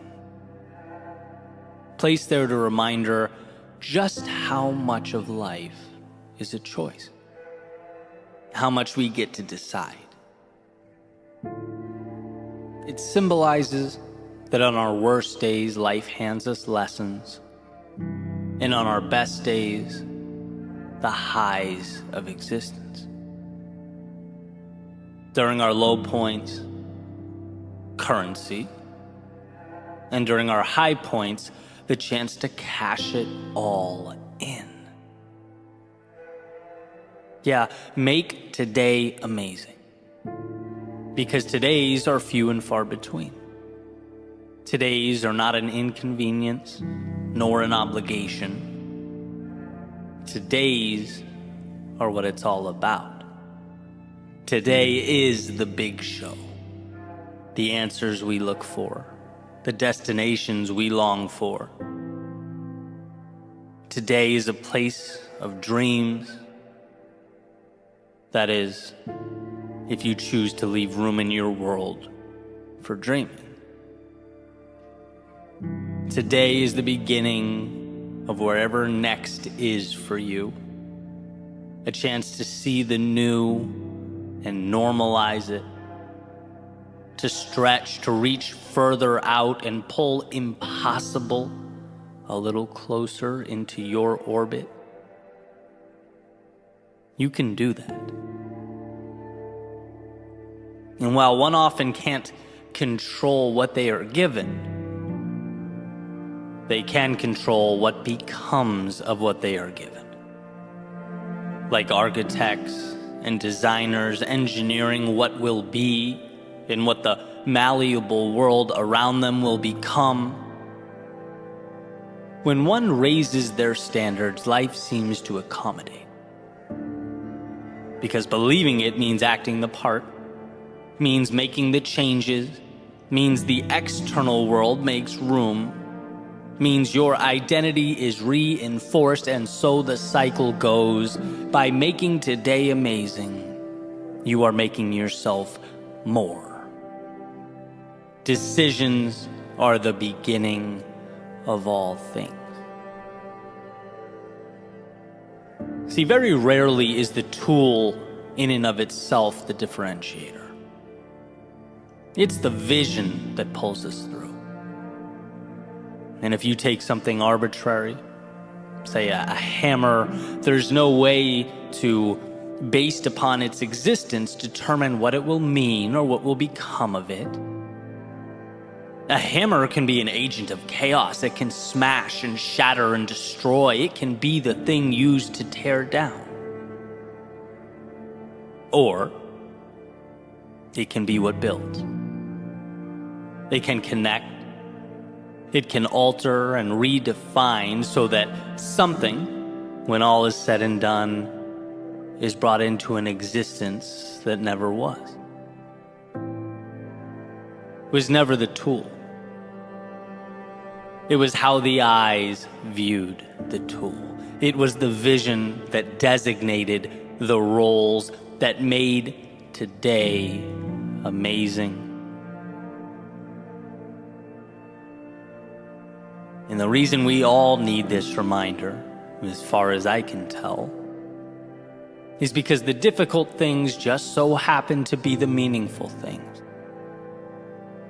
Because we are fighting not against some little rule or idea we picked up along the way. We are fighting against our DNA, against thousands and thousands of years of evolution. Because the fear that kept our ancestors alert and alive now in a totally new world keeps us contained and our talents minimized. The approval of others that kept us safe and secure as we once traveled the landscape in small groups, hunting and gathering, well, now it keeps us needlessly looking over our shoulders and craving acceptance.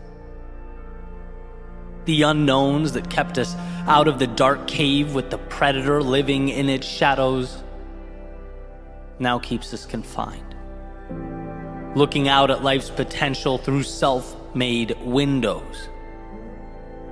We need to be reminded to make today amazing, because those things are quite the adversaries. Because our default is to just let the ship sail. Our default is to simply survive. After all, that is the standard and the rule by which living things abide. Make it another day. But I believe you are more than a living thing.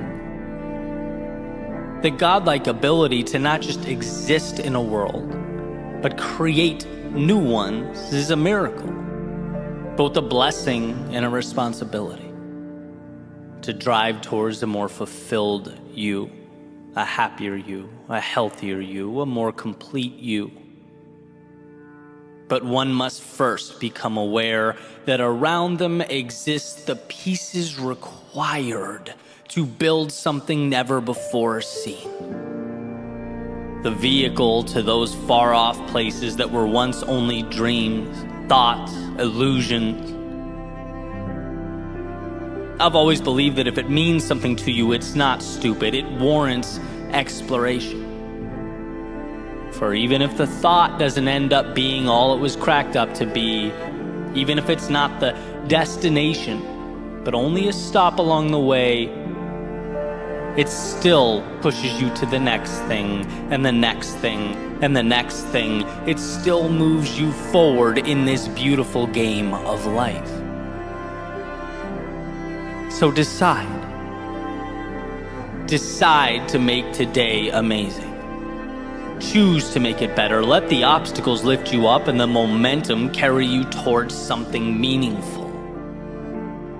When others stop and find reasons to doubt themselves, how about you find the small win buried, tucked away underneath it all? The little key that may do nothing more than get you through that next door. After all, sometimes that's what life's about.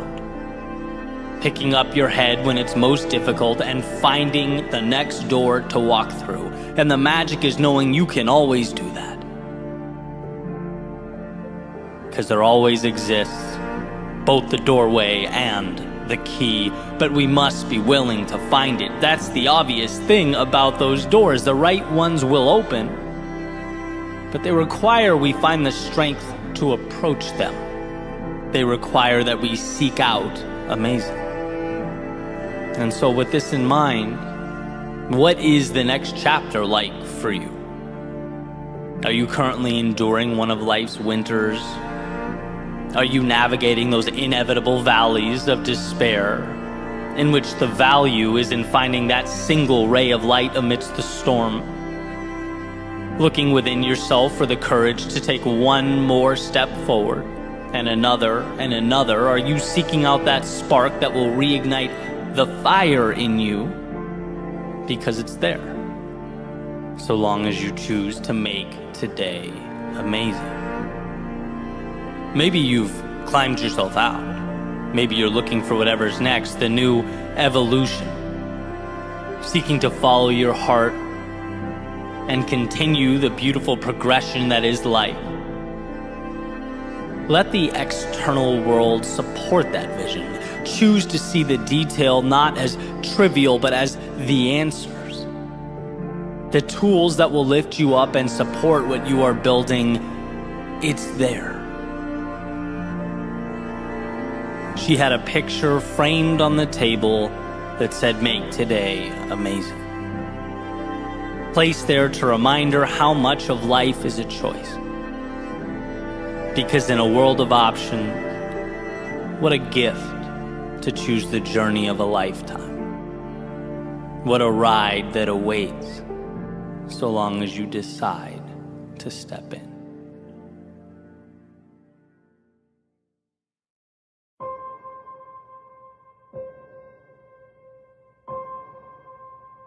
There's a quote attributed to Lincoln. He says, "Be sure to put your feet in the right place, then stand firm."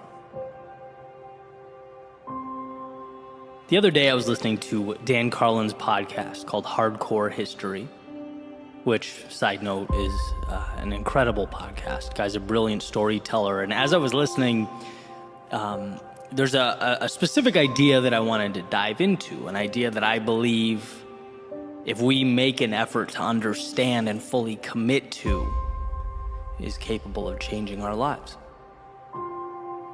But first, some quick context, right? So Dan starts off this episode called King of Kings, talking about the Battle of Thermopylae in the year 480 BC in ancient Greece. It's that famous story that a lot of us know where King Leonidas leads that small army which includes 300 Spartans against this massive Persian military force that's invading.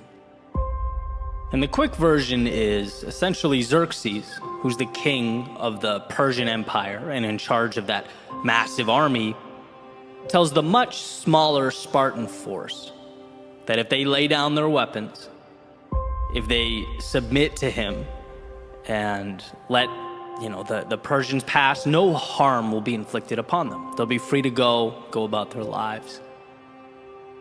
And here's the famous line.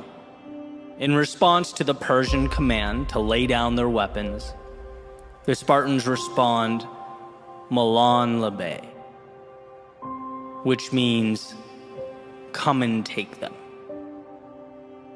It's the Spartans' way of saying, look, the only way we're laying these weapons down is if you rip them from our cold, dead hands. Right? With everything on the line, the odds stacked against them, the ground beneath them basically shaking from the march of a far superior fighting force moving directly towards their location, they would not let go of their principles. They were fighting for something bigger than them.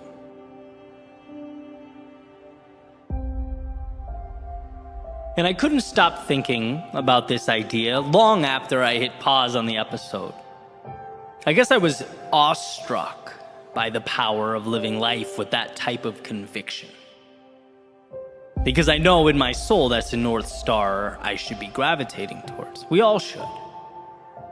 The strength to be unrelenting with regard to that which we care about. The aforementioned quote from Lincoln about finding the right place for our feet and then holding steady. With everything you have, all that you are, holding firm. I just couldn't get that out of my head. And then it came to me that invading force represents so much in our personal lives. So many things. One example being the difficult or adverse circumstances, our trying times. When you're most likely to concede that perhaps you're no bigger than that world around you. Maybe life is a movie and I'm merely the audience. My job is to clap, laugh, gasp, or cry. I'm a cog in a wheel, a line in a script, powerless.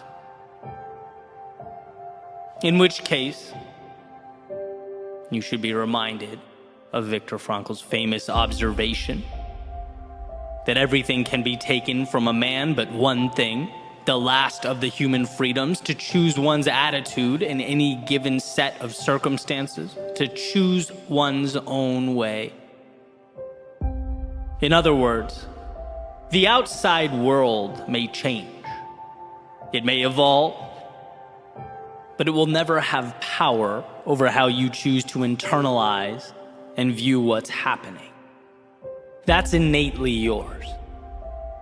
So when the circumstances feel like they demand more than you can give, when they suggest you leave your interpretation of life behind, the correct response is, as the Spartans defiantly said, come and take it. That army could represent a pushback against your values, the pillars of your individual foundation that you feel, amidst all the pressure, tempted to let go of. After all, it's easier to retreat than stand toe-to-toe with others. It's easier to abandon than it is to defend, at least in the short term. But as Victor Hugo writes, you have enemies, good. That means you've stood up for something sometime in your life. The enemies, obviously not being the point. I'm a believer in the conservation of enemy approach to life. Allies just pragmatically get you a lot further, but here's the reality. Anyone who stands for something will undoubtedly create divide. They'll be criticized and condemned. And when one feels the pressure of that criticism, they must understand that it does not invalidate who they are or their worldview. That is yours. You are the only one who can give up or relinquish that control. So as the Spartans said, come and take it. And then lastly, my thoughts went to the little things that make us who we are. Those tiny pieces of ourselves that we, little by little, one by one, over time give away. The concessions that fade into the background as we evolve to fit in so that we don't stand out.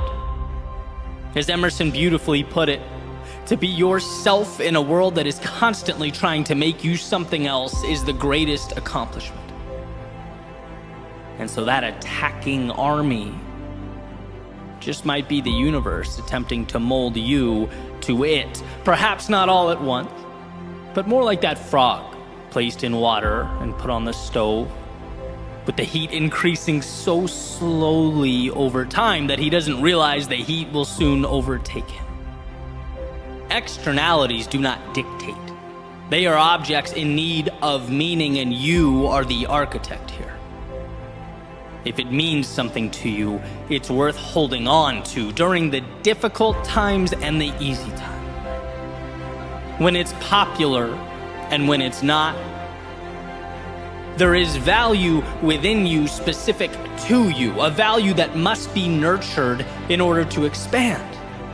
Others can't and won't see that. The world around you may, even with all its complexities, seek to suppress it. But that flame is there. It's there and it's yours. And to anyone or anything looking to extinguish its light, come and take it. After all, what is a life if not one lived on your own terms?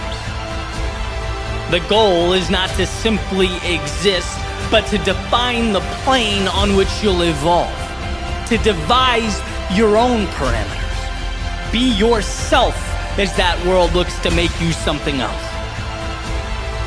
So here's to digging deep, to finding within yourself the courage to stand up to the great armies of chaos, conflict, adversity, and their perpetual conquest.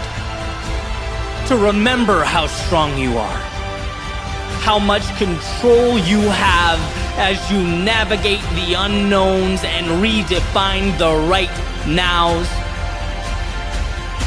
Don't let your strength be the thing you give away. Don't let your heart be what gets left behind. Don't let your thoughts become illusions of what could have been if only you'd held on. And look, I'm not saying it's easy.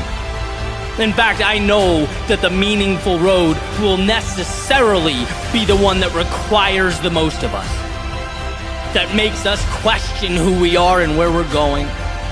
It will ask that when our minds race with doubt and our knees shake with fear, we find a way to stand regardless, to walk to our demons, look them square in the eye and proclaim that whatever it takes, we are willing to give. That we will fight until there's nothing left, go until we can go no further, and hold with conviction all that matters most. So the next time life demands that you fall back or bow down, the next time chaos emerges in the distance and asks only that you lay down your arms, here's to being strong enough, certain enough, courageous enough to say one thing and one thing only: come and take them.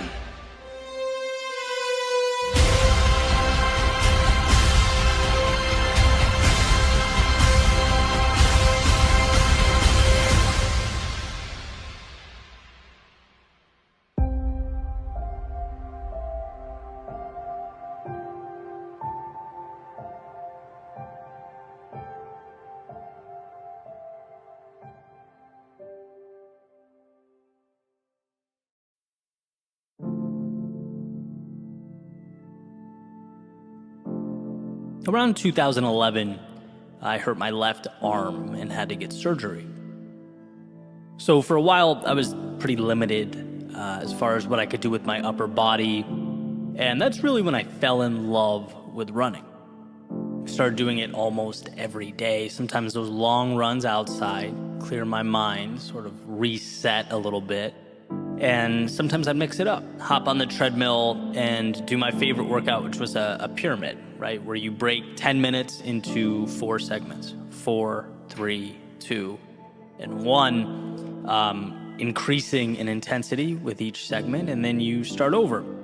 And that's where this whole idea comes from. It's this treadmill workout that I want to talk about, because there's a little ritual I picked up that I still implement to this day, and it was simple.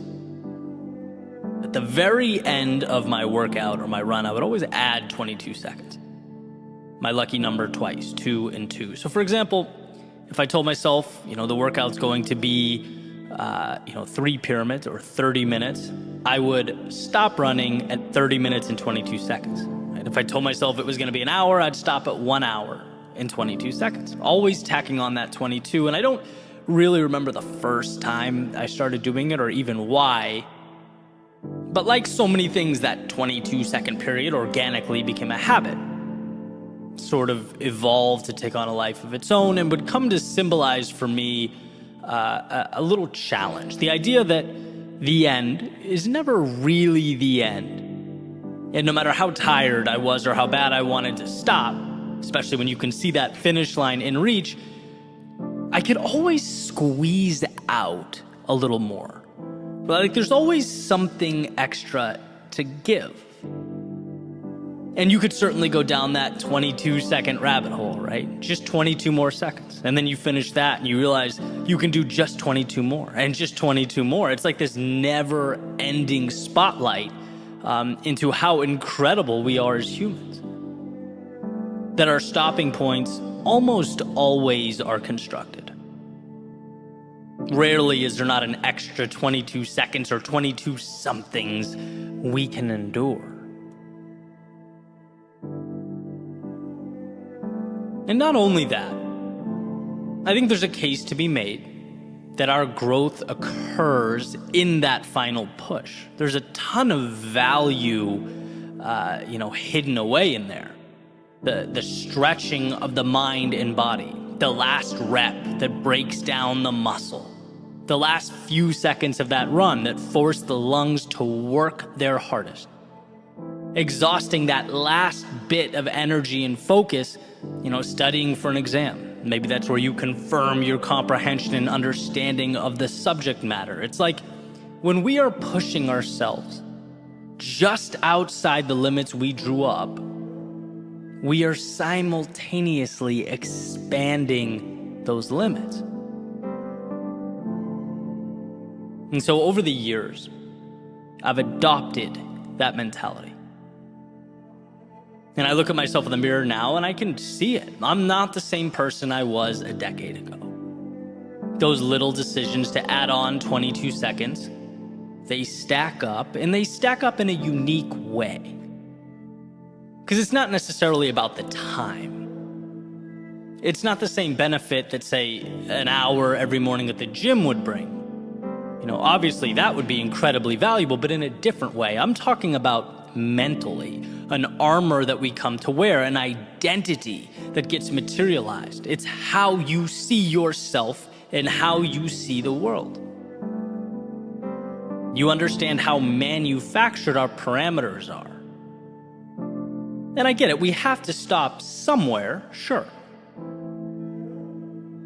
But it's an acknowledgement that those somewheres are fiction. They are arbitrary. You weren't made to exist within them, but to stretch them, to recreate them. And that's an endeavor that is always uncomfortable, but as far as I can tell, always worth it. The strength to go a little bit further than initially intended or designed is what will place you in a league of your own. And that's where I wanted to start, by bringing attention to the idea that there's always an extra 22 seconds, and you are always capable of obtaining it. That is yours. Whether you choose to see it or not, it's an option. It's always an option. Which sort of connects us to my next thought. If I know that's who I am, someone that fights for that 22 seconds, if I know that's what I'm capable of, and that's what lights me up, what about those times in my life when I had no desire to reach for the extra 22? Because sitting here, I can think of plenty. I can think of times when there was dissonance between my identity and my actions. Here's a quick story, right? This was a shift in my life and my understanding of reaching for that little bit more, right? When people ask me about my process, right? What I'm building or where I see myself in X number of years, I tell them I'm playing the long game, right? Like I'll sacrifice some short-term wins now to continue forward with a plan that I believe wholeheartedly will transform from linear to exponential, right? It's like Gary Vee's motto, you're young, you have time. And impact is not about succeeding at 34, it's about flourishing at 45 and 55 and 65 and 75. Like, that's fun to me. That's the exciting game to play. And it's methodical. The challenge is, as you're locked into this big picture plan, you have to pass a lot of shiny objects along the way. A lot of, hey, look at them over there. Maybe I should be doing that too. That worked for her. Will it work for me? Right? Sometimes you forget to trust yourself and stay the course. And so a few years ago, I felt this pressure to pivot, to adjust focus. Right? I'd been, talking with some mentors of mine who were, very successful in their individual fields and passions. And I thought, hey, you know what? It's time for me to start focusing less on the craft and more on monetizing the craft, right? The dinero side of things, which is great and it's healthy, but here's the catch. As long as you're doing it in a way that aligns with who you are. And so a few months go by and I found myself living in this overly sized and priced condo on the beach that I was going to use to impress clients, making products that didn't excite me, talking to people I didn't really want to be talking to, living a life that was not my own. I'd lost myself, right? My love is storytelling. It's capturing life's seemingly overlooked secrets. That's what I get excited about in the morning. That's the value I want to share with the world. And look, money is important. It's necessary. It's freedom. But for me, it can't be about the money or I lose the drive, right? And here's the point I'm making where it all comes together. What I found is that when you're a stranger in your own body, there's almost no incentive to push for that little extra. It's like, who cares about fighting for 22 seconds? I'm so misaligned, I don't even want to be here, right? That is the red flag. That's the indicator that it's time to adjust. Because if I'm someone who wants more, who pursues and acquires more, and I don't feel the urge to do so, it's time to change. And I broke the lease, put everything I had in a car, went on a little 3-month excursion, realigned. Right? If I'm not willing to suffer through that little extra, to go above and beyond, it's not for me. And so that's a big example, but it obviously manifests in smaller ways as well. Yes, you are someone who can and will chase down the beauty in life, who will transform that little extra into something meaningful, but you also have to position yourself and the world around you to make it possible. And when you don't feel that hunger inside, and this is the point you need to understand, it's not you, it's not broken hardware, it's not that you innately lack drive or confidence. It's that you need to rearrange the scenario. You need to find alignment. Because I promise you, if you want something enough, you'll be willing to fight for it, to hurt for it, to break boundaries for it. But you must first make sure that you're pointed at something you want, something that moves you. And here's the part where I remind you of all those things you've already overcome in your life. Of all the times you thought your tank was empty, but you found a way. All the times you were hurting, but kept moving. All the times you were broken, but put yourself back together. We are not told in school or at work how resilient we are. We're not told that we often stop thousands of 22-second periods short. We aren't told that we're living at a 30% capacity, operating at a fraction of our potential. We don't even realize the little miracles we've created along the way. A strong purpose and a willingness to stretch yourself as you pursue it will change your life. And that's not hyperbole, that is fact. If you want what you've never had, then push yourself further than you've ever gone. And we're talking little stressors, expanding one step at a time, until you eventually look over your shoulder and see the miles you've traveled. Until you look at your reflection and see the evolution that has occurred. It was never just 22 seconds. It was a consistent and sustained shot at the walls you placed around yourself for the opportunity to see them crumble.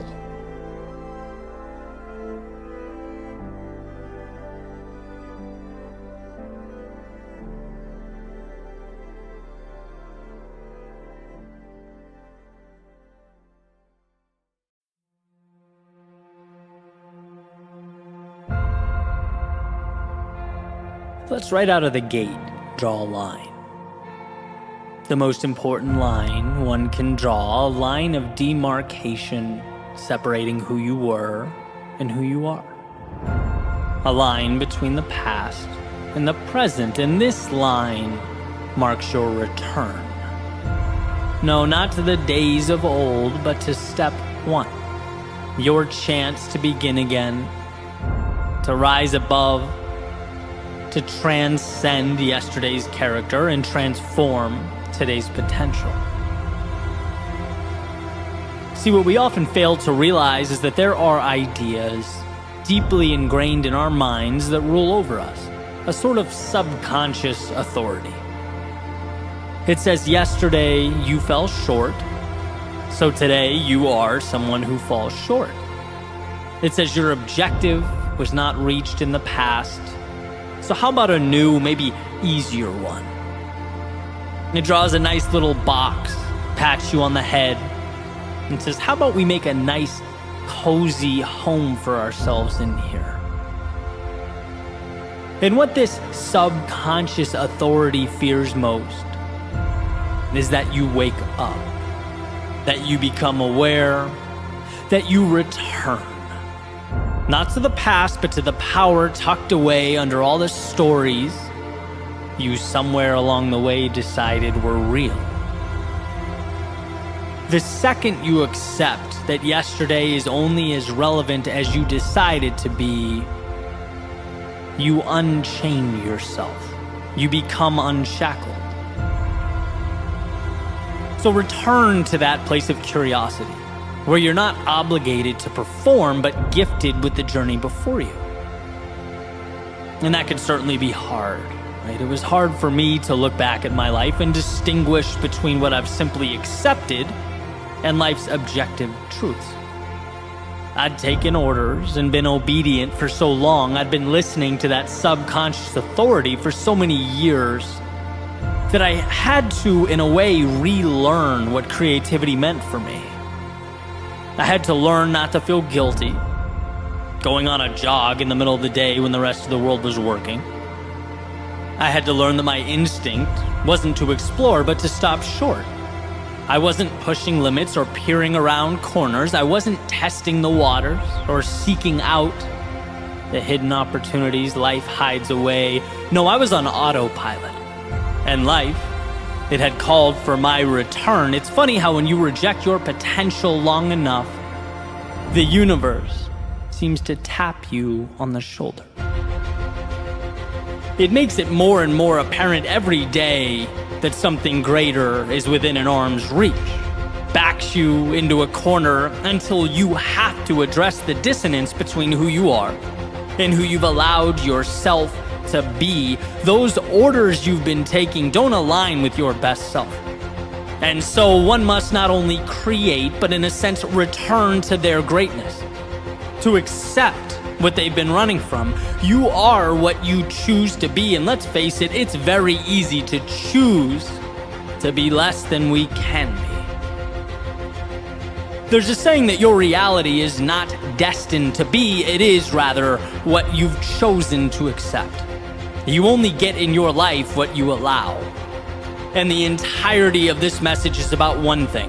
That light bulb moment, the epiphany, the instant of empowerment that this world can only give you what you ask for. And to not ask, to sit back and observe, makes you a spectator, sitting up in the nosebleeds, watching the activity evolve on the court below. It relinquishes control to powers beyond you, and that's existing. It's not living. So ask. Ask life for the things that lift you up and elevate your existence. The reason a book metaphor works so perfectly in my mind is because when one opens to a blank sheet, they can write about anything. There's no limitation to what can be placed on that paper.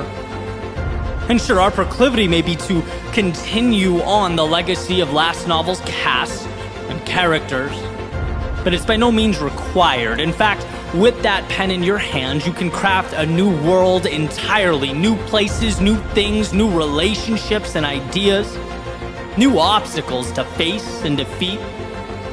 A blank page can be and mean anything, and so every sunrise, every door you walk through presents in the same sense a blank page. Realize that there's no obligation to perpetuate the past or continue on in the same way you arrived. No, this day is yours. Take hold of that self you've hid away. Find the courage to unshackle yourself from how you were once seen by your friends or your teammates or your co-workers. Level up and understand that you don't owe the world any type of explanation. Remember, you're not here to conform, to obey, to live a life of obedience. No, you're here to poke, to prod, to explore, to follow the nagging curiosity, to embark upon the adventure that is life. When you understand that you are not your past, when you see that the person you were has no control over the person you are in this moment, you are free. So with eyes wide, a beating heart, a head held high, step into that world. Because if you live with conviction, with absolute certainty, that life may not always be easy or intuitive, but it's there for you. When you see not yesterday's constraints, but tomorrow's hope, all roads lead to an evolved existence. It's not about perfect, and it never was. It's about understanding that the past has given you everything you need to break away from its grasp. It has provided the lessons, it has knocked you back, pushed you down, and tested your resolve, all for this moment. This second, the chance to return to the greatness that has been tucked away for too long. Again, no miracles, no rabbits out of hats, just you allowing your greatness to emerge from this step forward because you can, because you have that ability, because it's who you are. So go show the world, but most importantly, show yourself. You will be amazed at what's possible for you if you simply allow it to materialize. If you, amidst the darkness of days past, let yourself light up the night.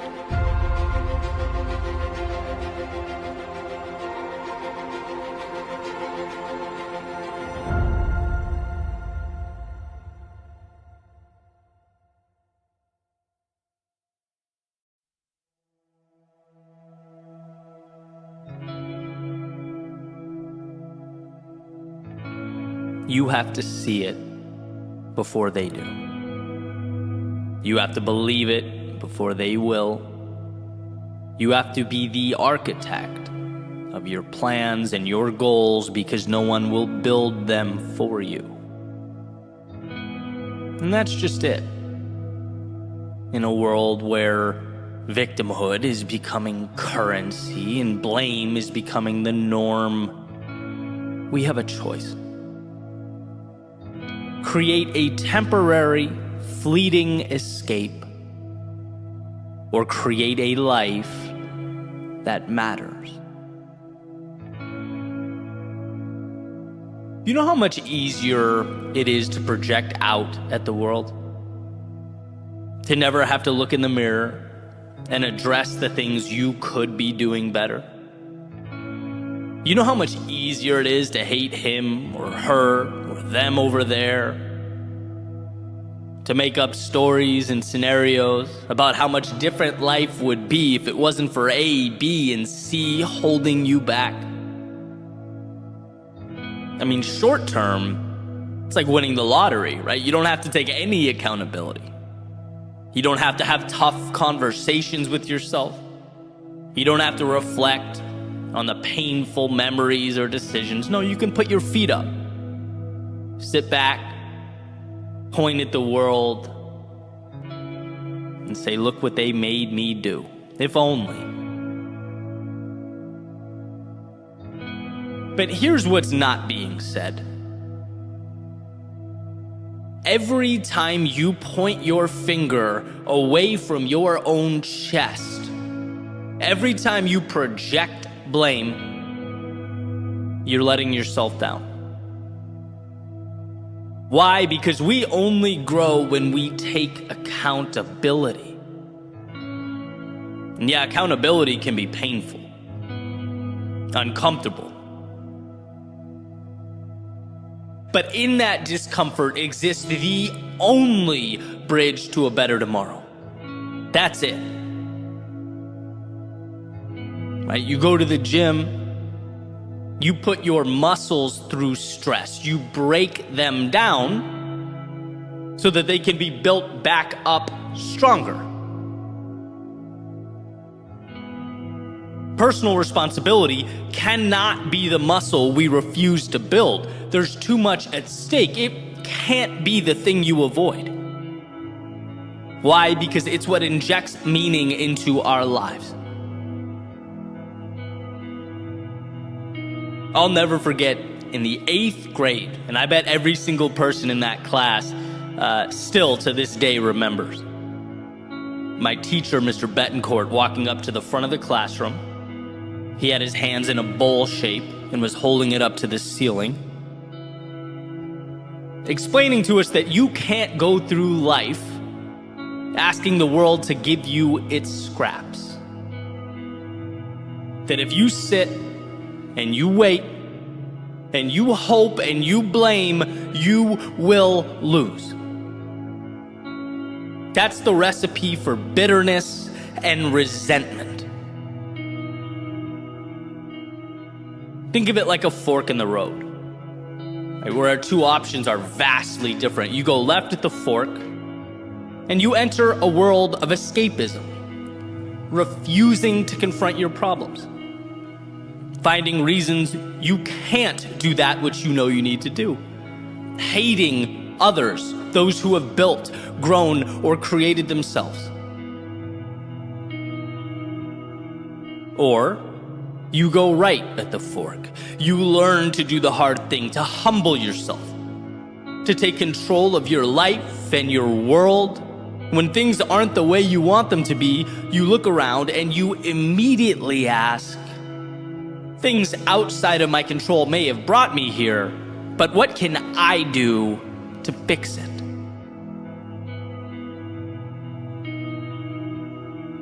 Those of you who have been listening to me for a while, you probably know my favorite articulation of this idea was explained by Will Smith.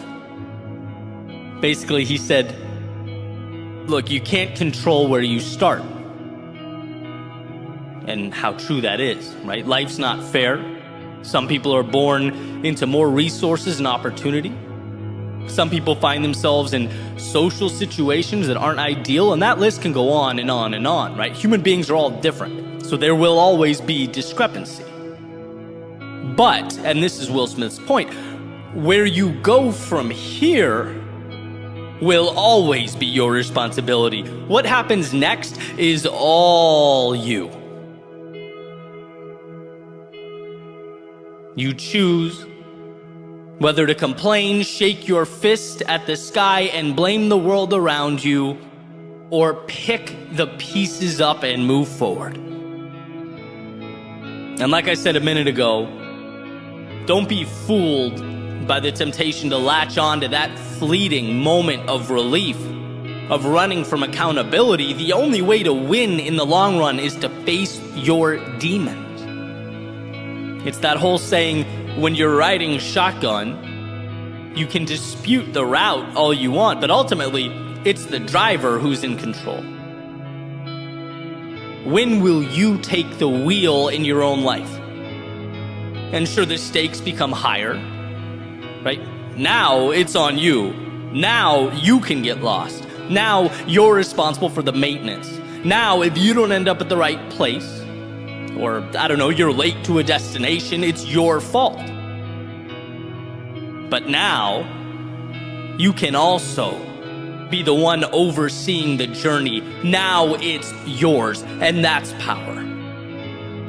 And as our world becomes more and more one of escapism, it's becoming more prevalent, easier to avoid or not fix something, but tweet about it.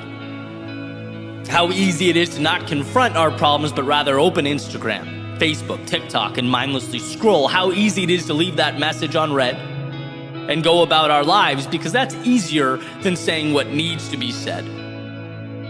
Strength is being the one amidst all this escapism and avoidance to confront what must be confronted.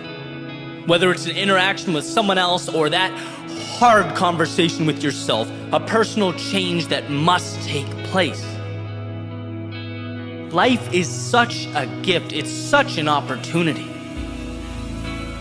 But we have to move through it with our eyes open. We have to see things that matter and gravitate towards truths that will shape us. Like Mr. B said over 20 years ago now, we can't ever fall into the mentality of holding our hands up to the sky and asking life to give us anything. We can't only point at ourselves when things go the way we want them to go. No, let's be about accountability, empowerment, understanding that if I don't like what's around me, the transformation starts now, and it starts with me. I wasn't perfect, I never will be, but I can learn, I can evolve, and most importantly, I have everything I need to make that happen. It's all awareness. Right? The victimhood idea is a wolf in sheep's clothing, and I know that may seem harsh, maybe even lacking empathy. But dropping that narrative was truly the best thing I've done in my life, and I know countless others who would say the same. You can't be both a perpetual victim and be in control. No, life is tough.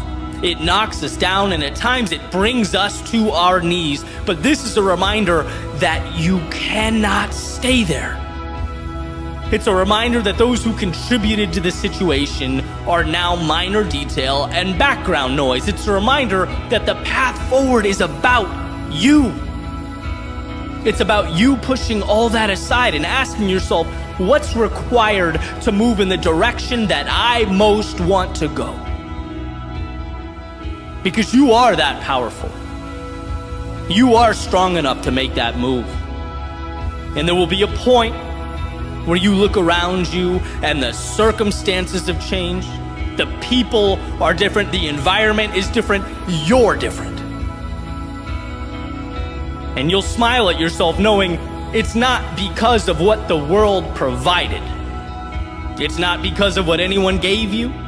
It's not because of what people out there did or didn't do.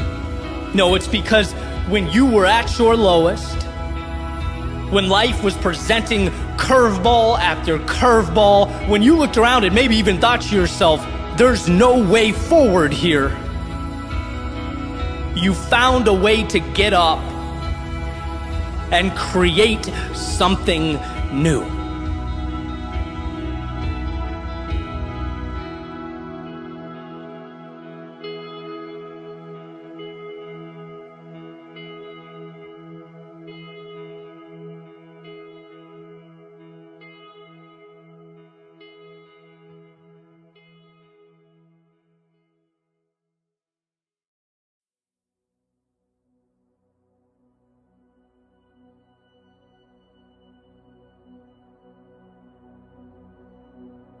If these walls could talk, they would remind you of the things that you sometimes forget.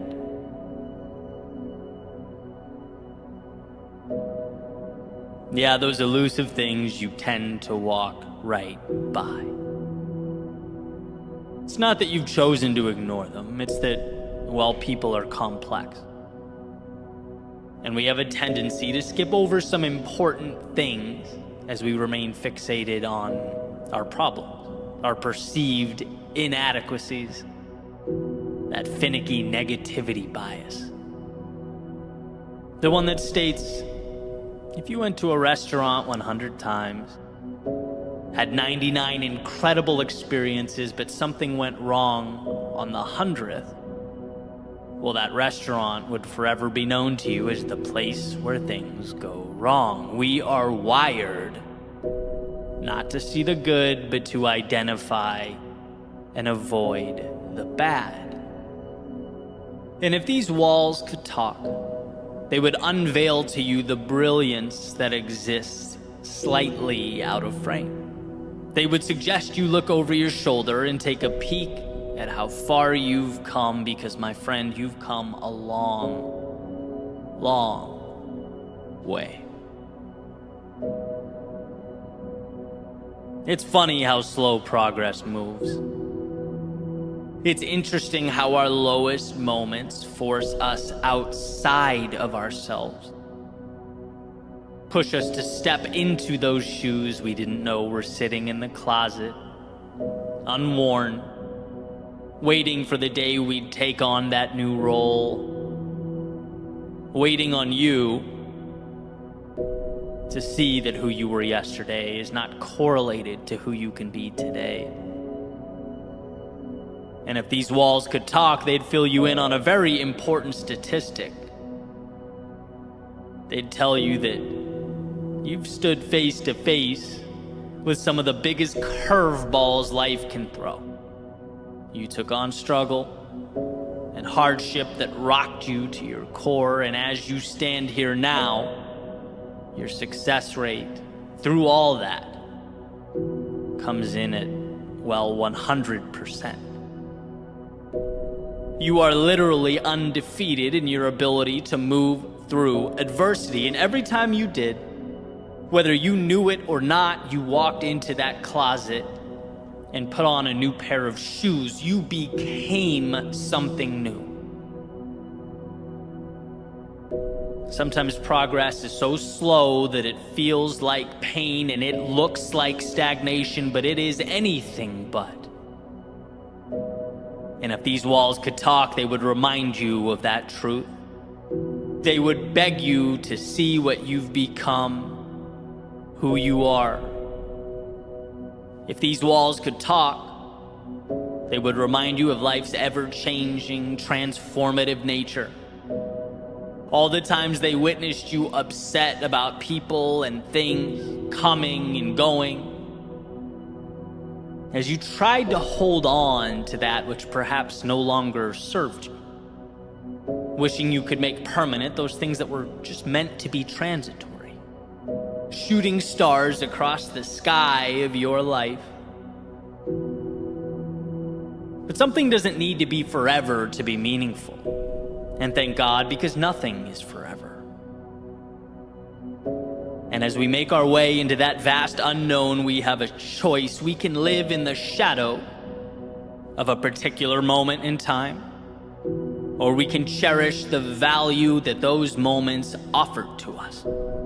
They gave you just enough to take a new step forward, and sometimes a new step in that direction that's calling you is the difference between nothing and everything. So if these walls could talk, they would tell you to keep your head up and be thankful for those shooting stars in your life, for they made you who you are. And the path forward would be impossible without them. If these walls could talk, they would ask you about those times you came home, sat down in your room, and wondered how you could ever be enough. They'd call attention to that seemingly non-stop battle with imposter syndrome. They'd ask when you will feel like you've learned, seen, or traveled enough to gain some semblance of authority in your own life. They'd wonder when you'll give yourself permission to be that. You've come so far, endured so much, you're not the same person you were a year ago.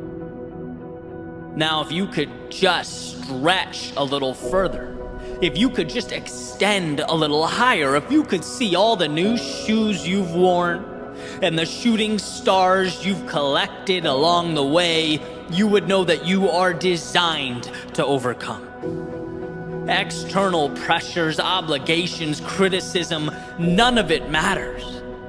This is between you and yourself, and if these walls could talk, they would ask you when you'll see what they see. The brilliance, the magnitude of your potential. When will you be you? Marcus Aurelius wrote, "Remember how long you've been putting this off, how many extensions the gods gave you and you didn't use them. There is a limit to the time assigned to you, and if you don't use it to free yourself, it will be gone and never return." See, today is precious because it is the only one you get. Each second unique in its own way, a measurement of opportunity represented by a single tick from the watch you're wearing. And if these walls could talk, they would tell you that they've seen people come and go, that you aren't the first and you most definitely won't be the last. And every single soul that stepped inside wished they'd found that courage a little sooner. Wished they'd looked back a little earlier. Wished they'd found the inspiration amidst the chaos and turbulence of their day-to-day lives. And if these walls could talk, they'd hope that maybe this would be it for you, the next step in your evolution. And what's most incredible is that you get there not by becoming something you've not yet become. No, in this moment, it's about noticing who you already are. Instead of the one mistake or reason to shrink into yourself, how about shining a light on those 99 reasons to expand? When it hurts, know that it's hurt worse and you've persevered. When you experience loss, know that it's not about what's gone, but what you now have and will keep with you forever. And most importantly, know that you can always step into a new pair of shoes. You can always reinvent, recreate. You are never defined by something that happened in the past. The wake of the boat does not drive the boat. And so with this in mind, chart your course to new horizons. Understand that the map you need has nothing to do with externalities, but rather the solutions that already exist within you. So take a second and peer back over your shoulder. Look at that you in the past standing at the bank of a river, hoping, praying for help, a lift, for some technology to get you across. Knowing as you stand here now that you have traversed oceans. Look, the context changes, and yes, it will always change, but your ability to endure, it does only one thing: it multiplies. You have everything you need because you couldn't have gotten to this point without accumulating the knowledge and expertise to take one step forward, and miracles, they are merely the culmination of those courageous steps. And yes, when we are stuck, when we're at that coastline looking out at foreign horizons, I get that the answers seem big, sometimes even bigger than we are. I get that the mind wanders right to the potential disasters, to the what ifs and the worst case. But if these walls could talk, they would let you know that you've come this far, endured and accomplished all this, Not because you've left mountains or jumped oceans, but because when you were at your worst, you found it within yourself to carry on the exponential compounding of what has made you great and what will continue to make you great. Look, if these walls could talk, they'd show you how the difficulties of years past have become stepping stones. So commonplace, so easily solvable that they no longer even warrant your attention. That by moving forward, you have faced your obstacles, taken the value from them, and made them obsolete. If these walls could talk, they'd remind you that you are not only ready, but made for everything that awaits.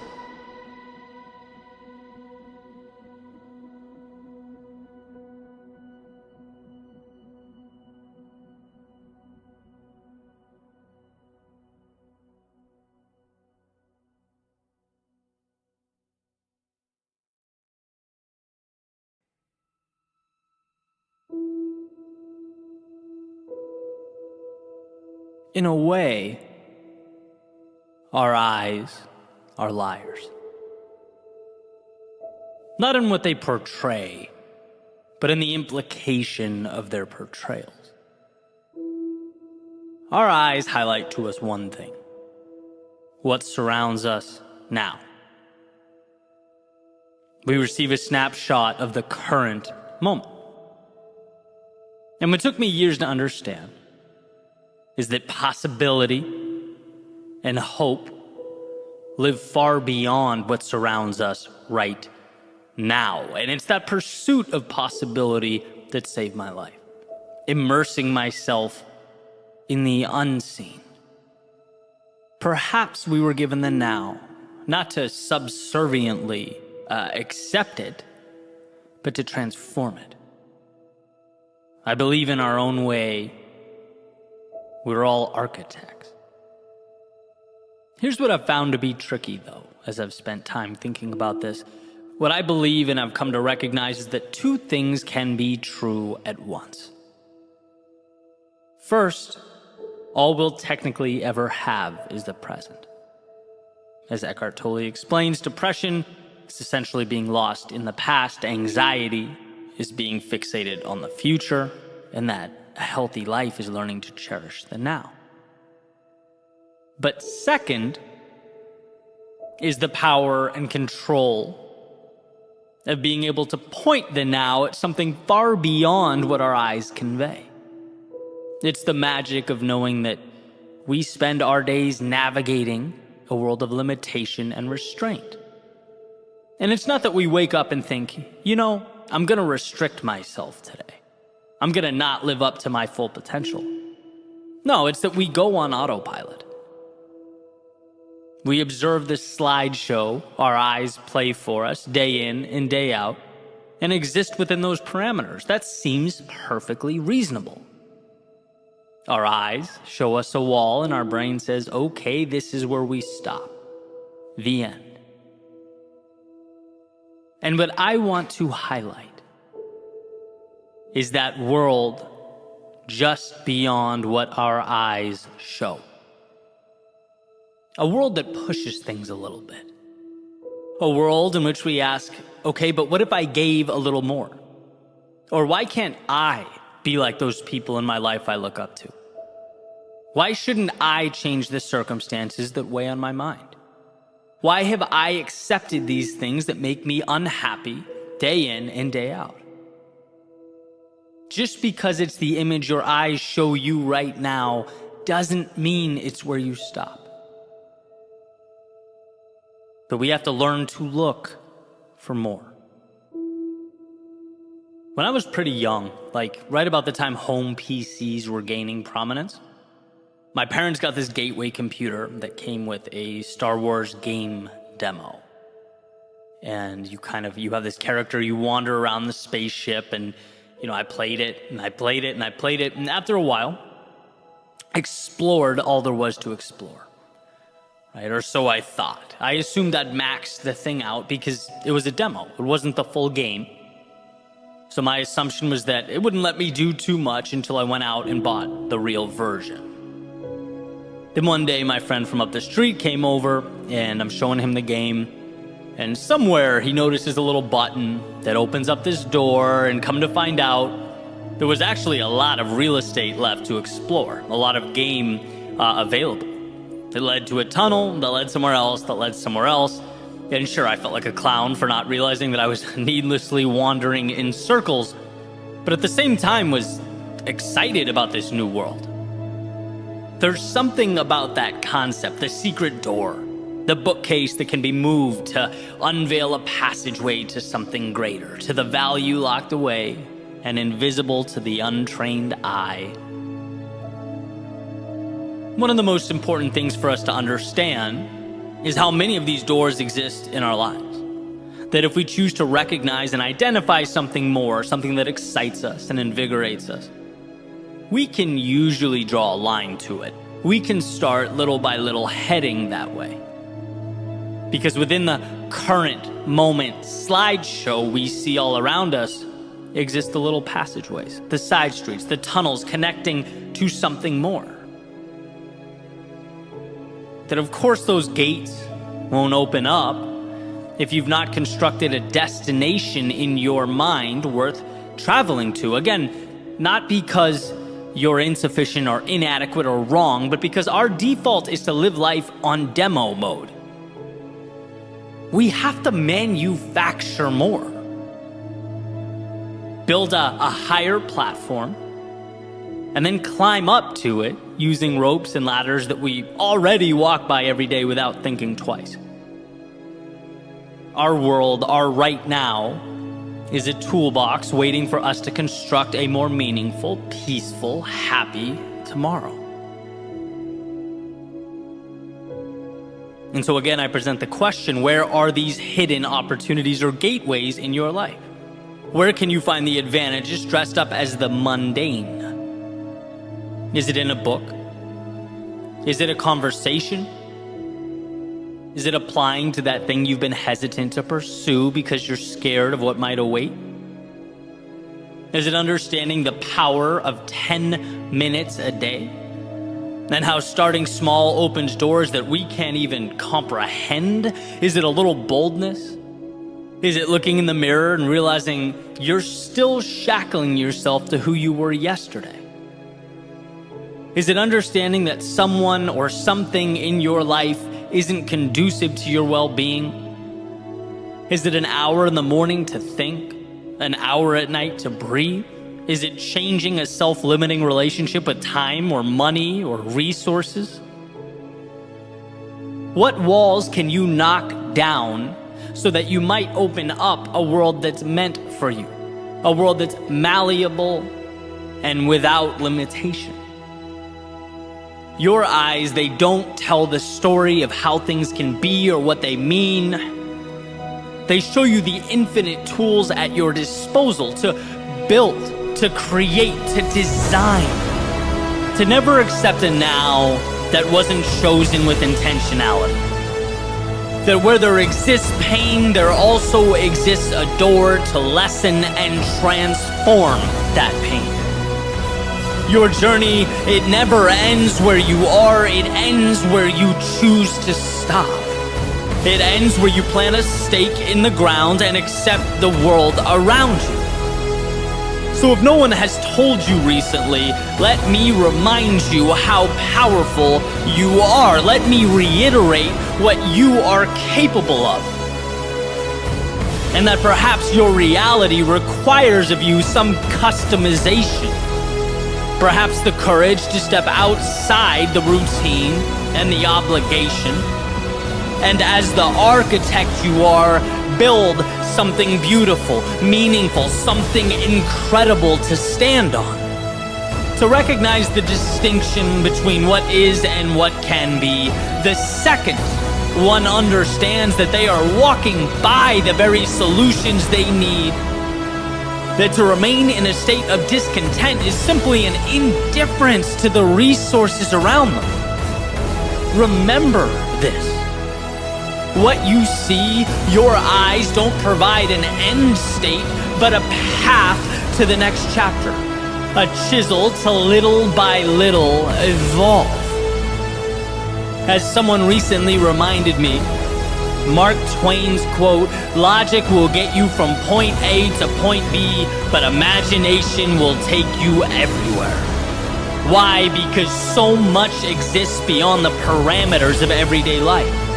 It's about mapping new paths with new points and new rules, because some exist and some live. Some comply and some create. Some see what is around them, and some ask, what can I build with what is around me? So build. Towers that touch the sky, bridges that connect the earth. Build like this is a game, and the only way to lose is to stop yourself from experiencing all it has to offer. Build like there's a world far beyond your front door. Because if you do, that's exactly where you'll find yourself.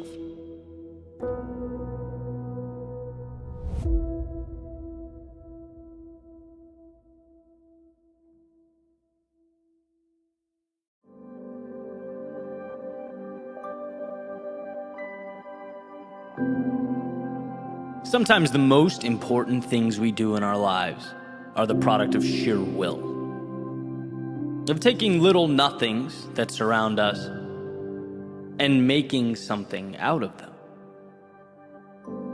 In other words, the greatest opportunities, often the ones we need most, they simply aren't obvious. They're hidden. Hidden behind what looks like difficulty, what appears to be hopelessness. The reason I place so much value on a single step forward when we're overwhelmed or at a low point is because a single step means you're in the game. You're giving yourself a chance to find and obtain those little hidden away pieces that can't be found when we stand still and dwell on a situation. Mobility is empowerment. And when we move forward only with what we have, we're continuously reminded that what we have is enough. We have the tools, the resources, and the ability. We just have to somehow remind ourselves that with those tools, we are capable of building, of creating the incredible. So, quick story about what I believe is the best song ever written. Certainly one of them. And it's a little bit older now, but in 1998, a band called the Goo Goo Dolls released a song called Iris. And that song changed my life. It was the first album I bought. It introduced me to music. I listened to it, probably thousands of times. And even 24 years later, it gives me chills listening to it. And so I wanted to find out a little more about the song. And I came across an interview from Johnny Rzeznik, who is the frontman and songwriter for the band. And in this interview, the interviewer is asking Johnny about the song. Basic questions, how it came out, how he wrote it, and stuff like that. And there's a few points that I think are amazing. I want to share them with you. First is the state he was in prior to writing the song. He just came out of a divorce, personal life sort of in shambles, coming off of a bad record deal where the label from his previous album had done what record labels are notorious for, and ended up keeping the vast majority of the revenue. He had writer's block, just felt down, and had left his home to stay at a hotel in Los Angeles. Right? Bottom line is, it's not a dream scenario by any stretch of the imagination. And then gets a call from his manager about potentially writing a song for the City of Angels soundtrack. And he says he went and sort of auditioned with what he had, which was 2 lines of a song and a guitar with 2 broken strings. It was evidently good enough. He gets a nod from the label and starts writing. And the verses, according to Johnny in the interview, they align perfectly with the movie, right? It's an angel willing to give up anything. even his immortality, to be human so he could be with this girl, right? And it's this deep dive into, you know, what it is to love someone so much that you give up everything for them. And then, and this is the icing on the cake for me, that's when it, like, I realized that I wanted to write about this. The interviewer says essentially, okay, Johnny, the verses align with the movie, but the chorus, this revolutionary, big, beautiful, powerful chorus, it seems to take a left turn. Like, can you explain that to us? What were you thinking? And he just kind of pauses blankly for a second. And I'm thinking, no, don't you dare say what I know you're about to say. And sure enough, he does. He basically shrugs and goes, I don't know, the words just kind of worked. And, you know, I'm paraphrasing, that's not a direct quote, but that's the idea. You know, one of the deepest, most powerful, beautiful songs I've ever heard is Patchwork, right? Even the song title, he says, was named after a country singer on the cover of a magazine laying next to him, Iris. That's patchwork. It's pieces put together, right? And then as I thought about it for a minute, it's like, of course it is. How perfect, how absolutely perfect. The whole thing is an assembly and construction, a metaphor for the human spirit. Conceived when its author was down and out, right? Taking L after L, called to present an idea, didn't have some crazy budget or equipment to pitch this song. Nope. Moved forward only with what he had in the moment. And that was enough. Then the song, a beautiful depiction of, the movie's theme, combined with elements of real life, his personal situation, what he goes through, maybe even components that mean nothing other than an ability to encapsulate a feeling or an emotion. Words that allowed him to put a bow on all these little pieces himself and get it out the door. And millions of people listened to that song and were changed by it. Not because of what it meant to Johnny, but because it gave them a chance to take it and fit their own worlds and struggles into those same lines. It became a vehicle to inspire others to push forward, to find things in themselves they didn't know were there. This has become one of my favorite metaphors for finding the hero buried deep within yourself. Changing your life, changing your world, changing the world around you, the lives of others. Can truly be, and in fact often is, the result of just moving forward with what you have, right? Realizing that even when the mountain seems too tall to climb, there is a way. We just require that mental shift. Listen to this question, right? Because I used to ask myself all the time, is this possible? Can this be done? Well, then that becomes the question that I focused on. And everything that occurred around me became evidence that would either support or invalidate that possibility. The second I came up against an inevitable barrier, I'd think, maybe this is telling me the answer is no. Right? Life will always be evidence for or against the questions that you choose to ask. Which is why it's so important that you're asking the right questions. Because the second you change that question to, look, I know this can be done, but how will I do it? You start looking at life as a puzzle that must be solved. That same obstacle that was once interpreted as a stop sign is now merely an indicator that the path exists, just perhaps somewhere else. You've extended the pursuit. You've given yourself permission to keep looking. And it's because of these self-created expeditions that we find more in ourselves. You know, things won't always go perfectly, but when you look at those imperfections through the right lens, you see that this isn't about you. It's about that particular door being locked. All you have to do is believe in yourself enough to move to the next one, to continue knocking until you find a door that opens, until you find that bridge to whatever comes next. And that's why I love that story about Iris, why I wanted to share it today. It's crafted during times far from ideal, with resources far from abundant, with words far from perfect or related or self-explanatory. But you end up on the other side with this masterpiece. This song that certainly changed my life and definitely impacted many others. And it's like we have to realize when we're sitting on the edge of the bed, maybe it's not divorce or writer's block, but whatever it is holding you back, that's not the end. It's your reason to keep going, to begin again. You don't have to know how things will be, but you do have to know how they won't be. They won't be like this because you won't let them stay this way. And maybe it's not 2 written lines and a broken guitar. Maybe it's moving forward when your strength is not at a 10 out of 10. When you don't really have that spark.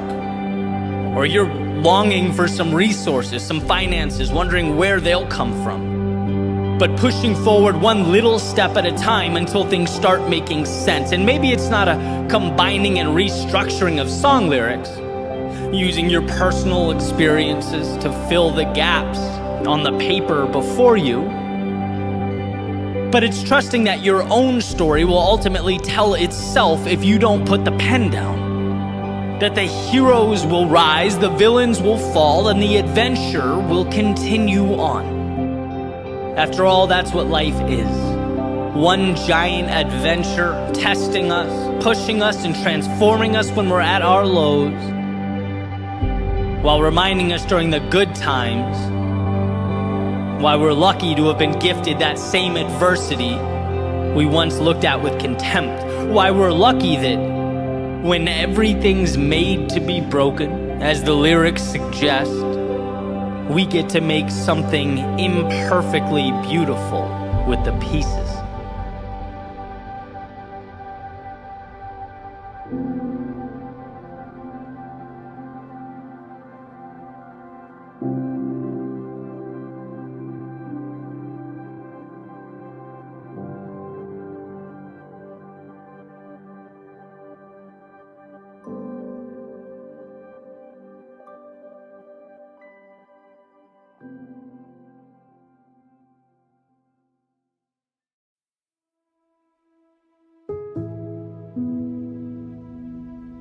Recently, I was thinking about something a friend of mine named Tom told me a few years back. He owns a company in Oklahoma City and was telling me about how someone he'd hired essentially stole from him. And the first question that came to my mind as he was telling the story was, okay, what are you going to do about it?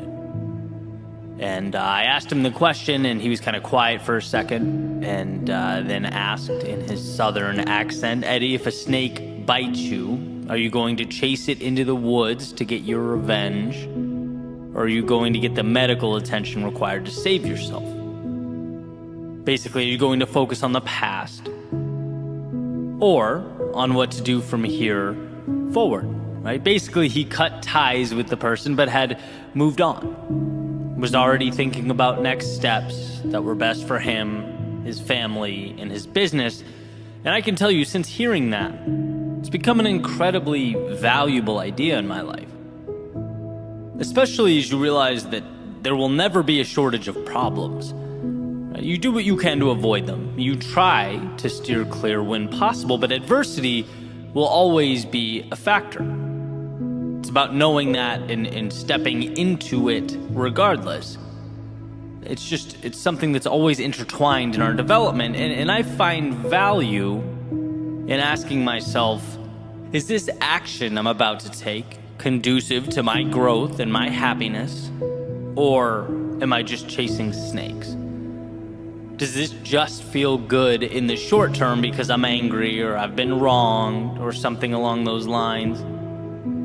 Especially since most harm inflicted on others derive from incompetence, not malice, and I truly believe that. I think very frequently we attribute sinister motives to others when 99% of the time it's, sheer stupidity. It's imperfect humans trying to navigate an often complex world. We make mistakes. Now, I'm not suggesting you don't stand up for yourself when you've been wronged or slighted. Of course you should. But the magic is in not personalizing the situation. By possessing the emotional IQ to understand, hey, look, it's not about me, but whether I can salvage this situation from here. And that depends solely on how I choose to look at it. Emerson wrote, "People do not seem to realize that their opinion of the world is also a confession of their character." And what a powerful point. The flexibility and the leeway available to us when it comes to making sense of the world speaks to not how the world is, but how the onlooker thinks and interprets. Depersonalizing the situation is one of the greatest superpowers at our disposal. When you're angry and accusatory, you will, as Tom put it, end up chasing snakes. You'll end up breaking things that will need to be rebuilt and uttering words you'll wish you'd never spoken. But the 5 seconds required to pause, to collect yourself, and realize that you're in control is everything. The ability to see the person, the situation, or the world not as an adversary stacked against you, but as an inevitable challenge that must be managed. So how will you choose to manage it? How will you choose to arrange the pieces? And by the way, I'm fully aware a constant theme for my speeches and podcasts and videos is the act of pointing not out at the world, but in at ourselves. My responsibility, my fault, my problem to deal with. I understand just how heavy that is, how hard that can be. Especially when deflecting blame often feels like it would just be a tremendous weight off of our shoulders, when revenge feels like the easy, intuitive move. But again, it's short-term relief. To truly grow, to find the calm and happiness and meaning we long for, it's the internal relationship with ourselves that matters most. It's the ability to say, I may not have created this, or even, I may have made the mistakes that brought this to life, but I can't fix it until I look at both the situation and my own reflection and proclaim it's mine now. Let the past be the past.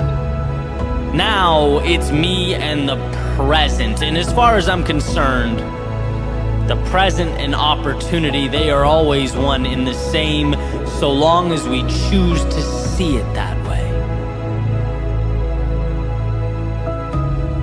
It's not what you look at, it's what you see over and over and over again. Is it happening to you or for you? Is it a problem or an opportunity, a setback or a chance to reset? I want to bring to light a story, one that I've told before, but it's so perfectly representative of the conversation. Jim Rohn talking about 2 brothers in an abusive household, alcoholic father, terrible childhoods. They grow up and both of the sons have families of their own. One is the exact same as his father. He's abusive and he's angry. And the other one is a great father. He's kind, he's loving, he's supportive. And when asked why, the abusive brother replies, look at my childhood, right? How could you blame me for this? The other brother, when asked, responds, look at my childhood, right? How could I let myself treat my family the same way? And in a way, one spent his life chasing snakes, bitter, resentful. The other one asked, well, that was terrible, but what can I do to right the wrong? One personalized it, the other used it as a lever or stepping stone. And this is, of course, a simplification, but I believe every struggle we face in our lives at its core contains some element of this choice. From the little things to the big things, where do I go from here? It's mine now, and I can choose whether to make it better or worse. Chase the snake into the woods or march forward to find the value and right the ship. Remember that when it's hardest, when you least want to. Remember that the present contains every single thing you need to begin a journey to recovery, to growth, to contentment and meaning. You, on your end, though, need to be willing to slow down the moment. Need to be willing to collect yourself and give yourself permission to take that necessary and appropriate step.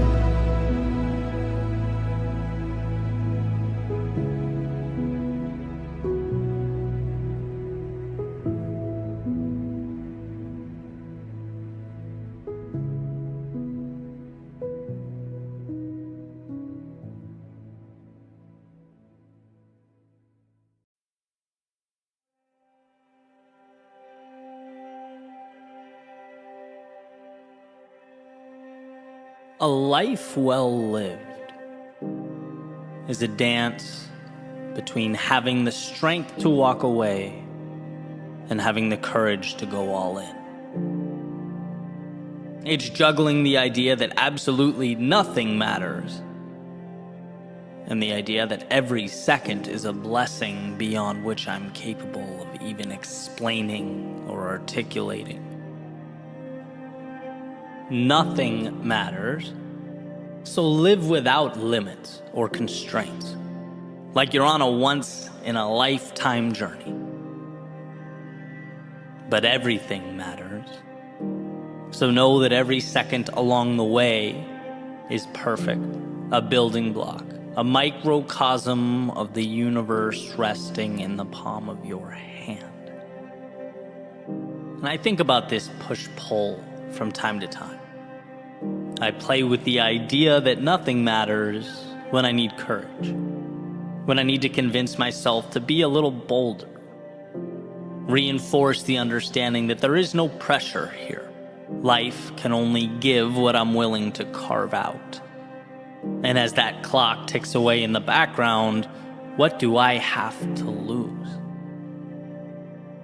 As Mark Twain put it, it's the things we don't do that we come to regret.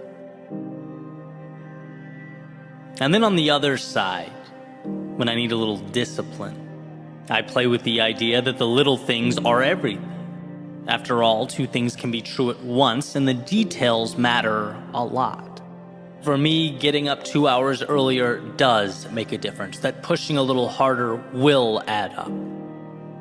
The little things become everything. And painting that portrait that had been tucked away in my imagination, well, that's done one very real, very tangible brushstroke at a time.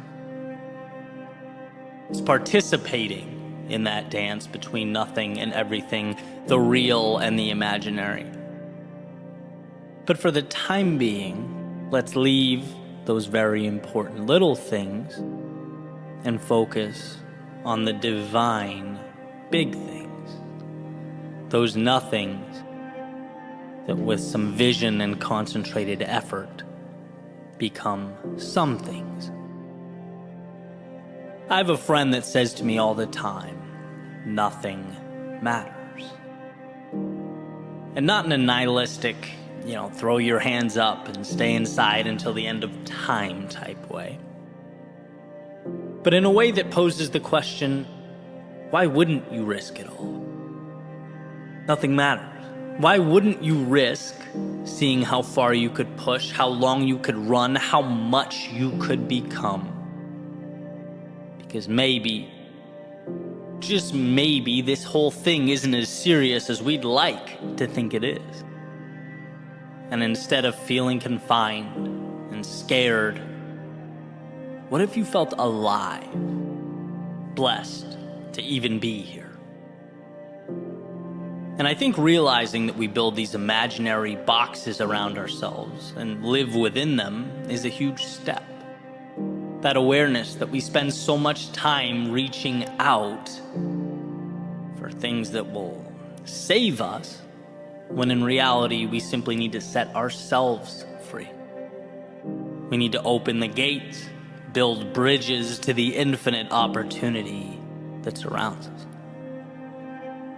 And when I think about this, a feeling that still comes to mind, feeling I had after 2K tests in college. Those of you that have been on the rowing machines, I'm sure you get it. But if not, picture a feeling similar to an all-out sprint for roughly 6 or 7 minutes, depending on when you cross the line.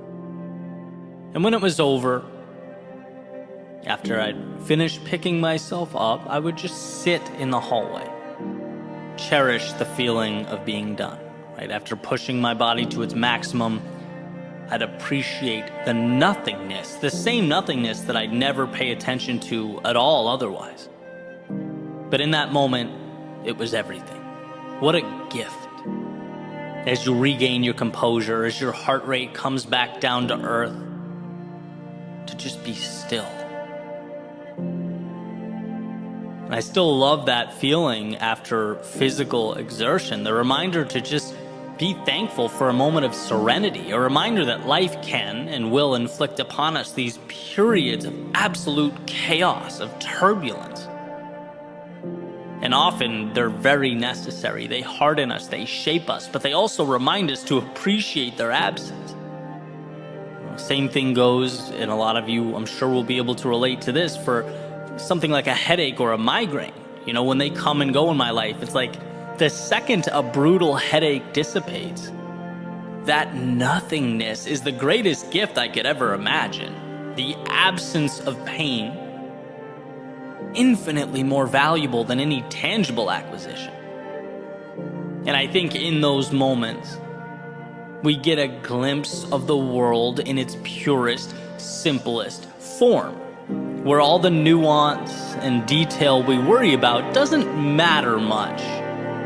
Because look at what we have. Look how much surrounds us when we position ourselves to notice, when we simply pay attention.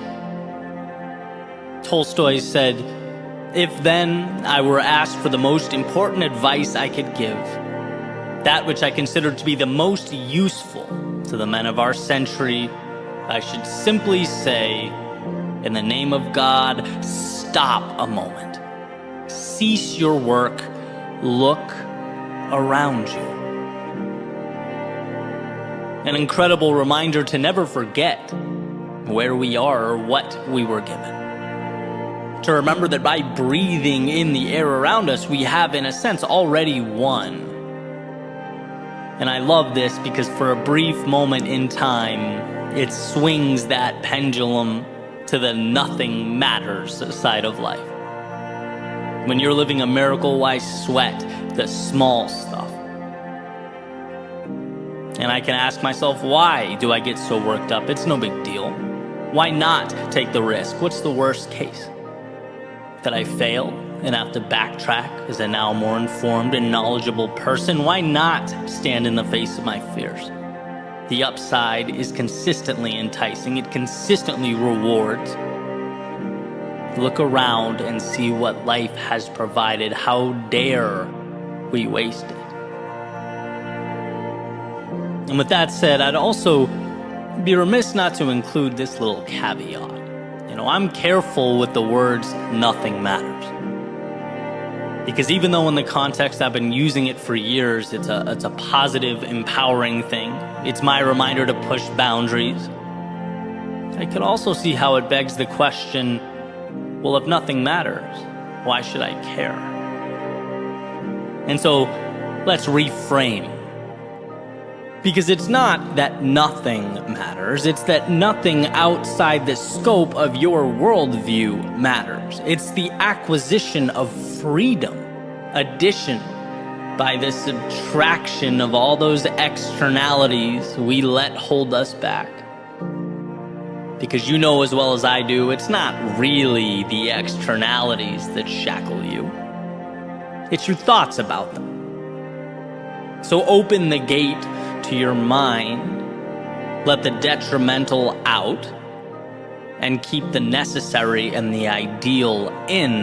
Nothing matters if it doesn't align with your values and your destination. I know I say in every video, speech, podcast episode that we are the authors of our own stories. And it's because we craft our nothings and our everythings. It's because your universe, the one behind your eyes, it needs a maker every morning. And if you allow it, each sunrise can be your genesis, your own beautiful creation story. You have your hand on the dial.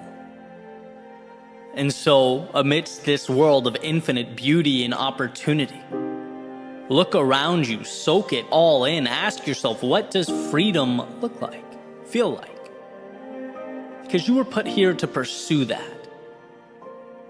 And outside of those parameters, I believe that nothing matters. So why not live like it? Dream like it. Use the little thing in front of you to build the big things that have not yet arrived. Walk away when it's misaligned and go all in when you know in your soul it's right. There is everything to gain and nothing to lose.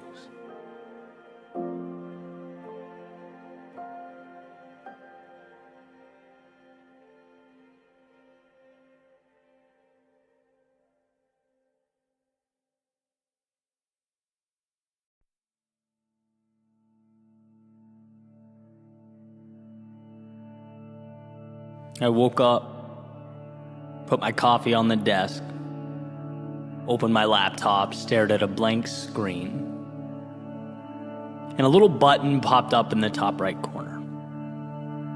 Check for updates. Nope.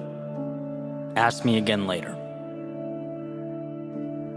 Why? Why not now? I don't know. I don't necessarily care about the improvements. I guess it's just inconvenient. It can wait. And that's kind of it.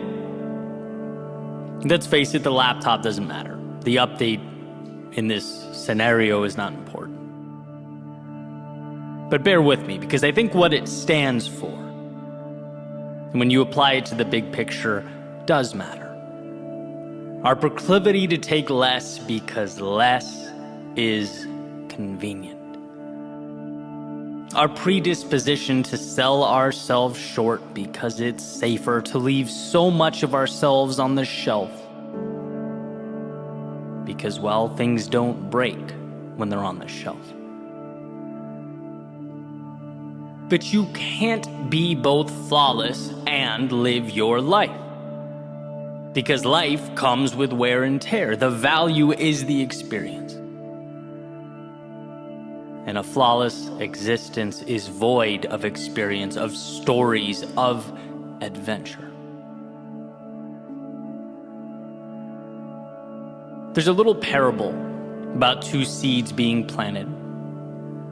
And one of them just wants to grow, wants to feel what the sun is like, wants to see how high she can get, experience the breeze, the cool air. And so she grew. And sure, she dealt with hard days. She had her difficult times, but ultimately grew to live her best life.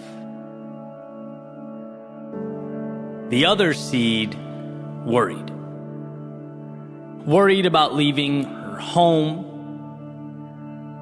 the world that was the ground around her, worried about damaging her roots, worried about what could be waiting for her in the dark, about the sun being too hot and the breeze too strong. And ultimately stayed right where she was, playing it safe until one morning a chicken came wandering by and ate the seed off the ground. And see, this spells out a few things. One, we can at any moment decide to step into that next level, evolve into that next chapter.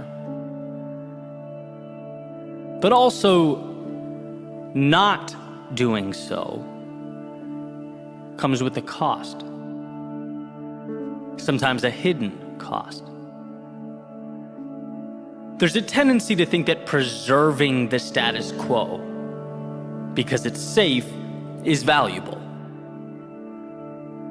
But understand something, you are not a collector's item. You weren't made for preservation, you were made for growth. To expand, to reach out towards the heavens and feel that sun, that breeze. And sure, upgrading means vulnerability. It means accepting that the unknown is bigger than you, but also contains within it everything you need. Whether it was people, things, money, resources, I used to think like that seed, right? How can I hold on to what I have? Contain, play small. I can't lose this. I've come too far. I've worked too hard. What if everything goes wrong? I can't upgrade now. Maybe later. Maybe someday when the time is right. When it won't hurt or require that I step outside of this little world I've created. But guess what? Growth always asks of us that we leave the comfort of now. It always offers us the world in exchange for the courage to see the unseen and trust ourselves to bring it to life. And when I realized this, I saw how the act of trying to perpetually maintain the status quo is debilitating. It's looking at life through a lens of scarcity. It's only when you start to grasp how abundant life is that you realize by simply stepping into that person you are destined to be, you'll attract what matters. Some things will go, and you'll leave them behind. But those things no longer serve you. They played their part, they added their value, and are now merely stepping stones as you move to something greater, and that's just it. Sometimes living means wishing you did things differently, looking back and acknowledging that you need to be better. Sometimes living means losing the wrong people in your life to make space for the right ones. Sometimes it means spending days, months, even years wandering down the wrong path so that you can get a glimpse, so that you can realize what the right path looks like. Sometimes it means no reward, no validation until that compounding finally takes place. Finally, you see just how powerful those small steps were and will always be. It means seeing yourself as the person you know you can be. Maybe not necessarily the one you are today, but betting on yourself when no one else would. There's an idea that people are neither good nor evil, but they have both within them. They choose through their day-to-day action how they'll live, who they'll be. And sure, this is a tad oversimplified, but I think the duality is useful, right? Because in a different context, for everything that occurs in your life, you can find a reason to celebrate or a reason to grieve, a reason to grow or a reason to hide. It all comes down to what one chooses to see, how they choose to look at the world. I'll never forget when Peterson talked about curtains, right, with tears or holes in them, same world on the other side, but the opening that you choose to look through paints an entirely different picture, right, contributes to an entirely different understanding. And look, I'm a pragmatist, I just am. I'd never ask people to close their eyes and pretend everything's perfect, to wander down the path before you expecting everything to be easy. No, but what I am saying is that the path before you is where you'll uncover the meaning in life, and meaning requires that we are from time to time uncomfortable. To go where we most want to go, we must leave something behind. And the reality is that while it's scary, while it can be alarming and even painful, it is always worth it. That what's on the other side is what makes life worth living. I want you to know that you don't need to be walking into the same rooms, talking to the same people, doing the same things. No, not if you've outgrown that reality. Not if you're ready for the next chapter.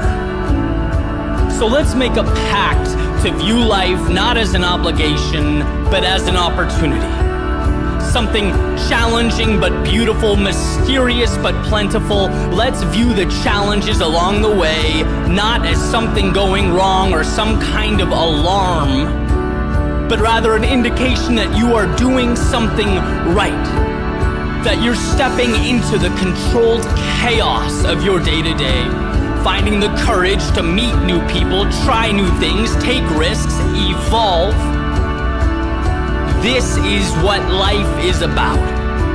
And if you can find it within yourself to see it that way, to be grateful for the discomfort that makes its way in and out of our lives, you'll know that you are evolving, reaching towards that sky.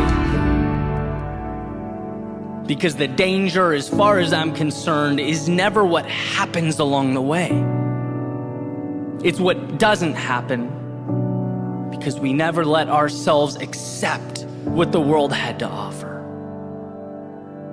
And so on that note, I think today is the perfect day to upgrade.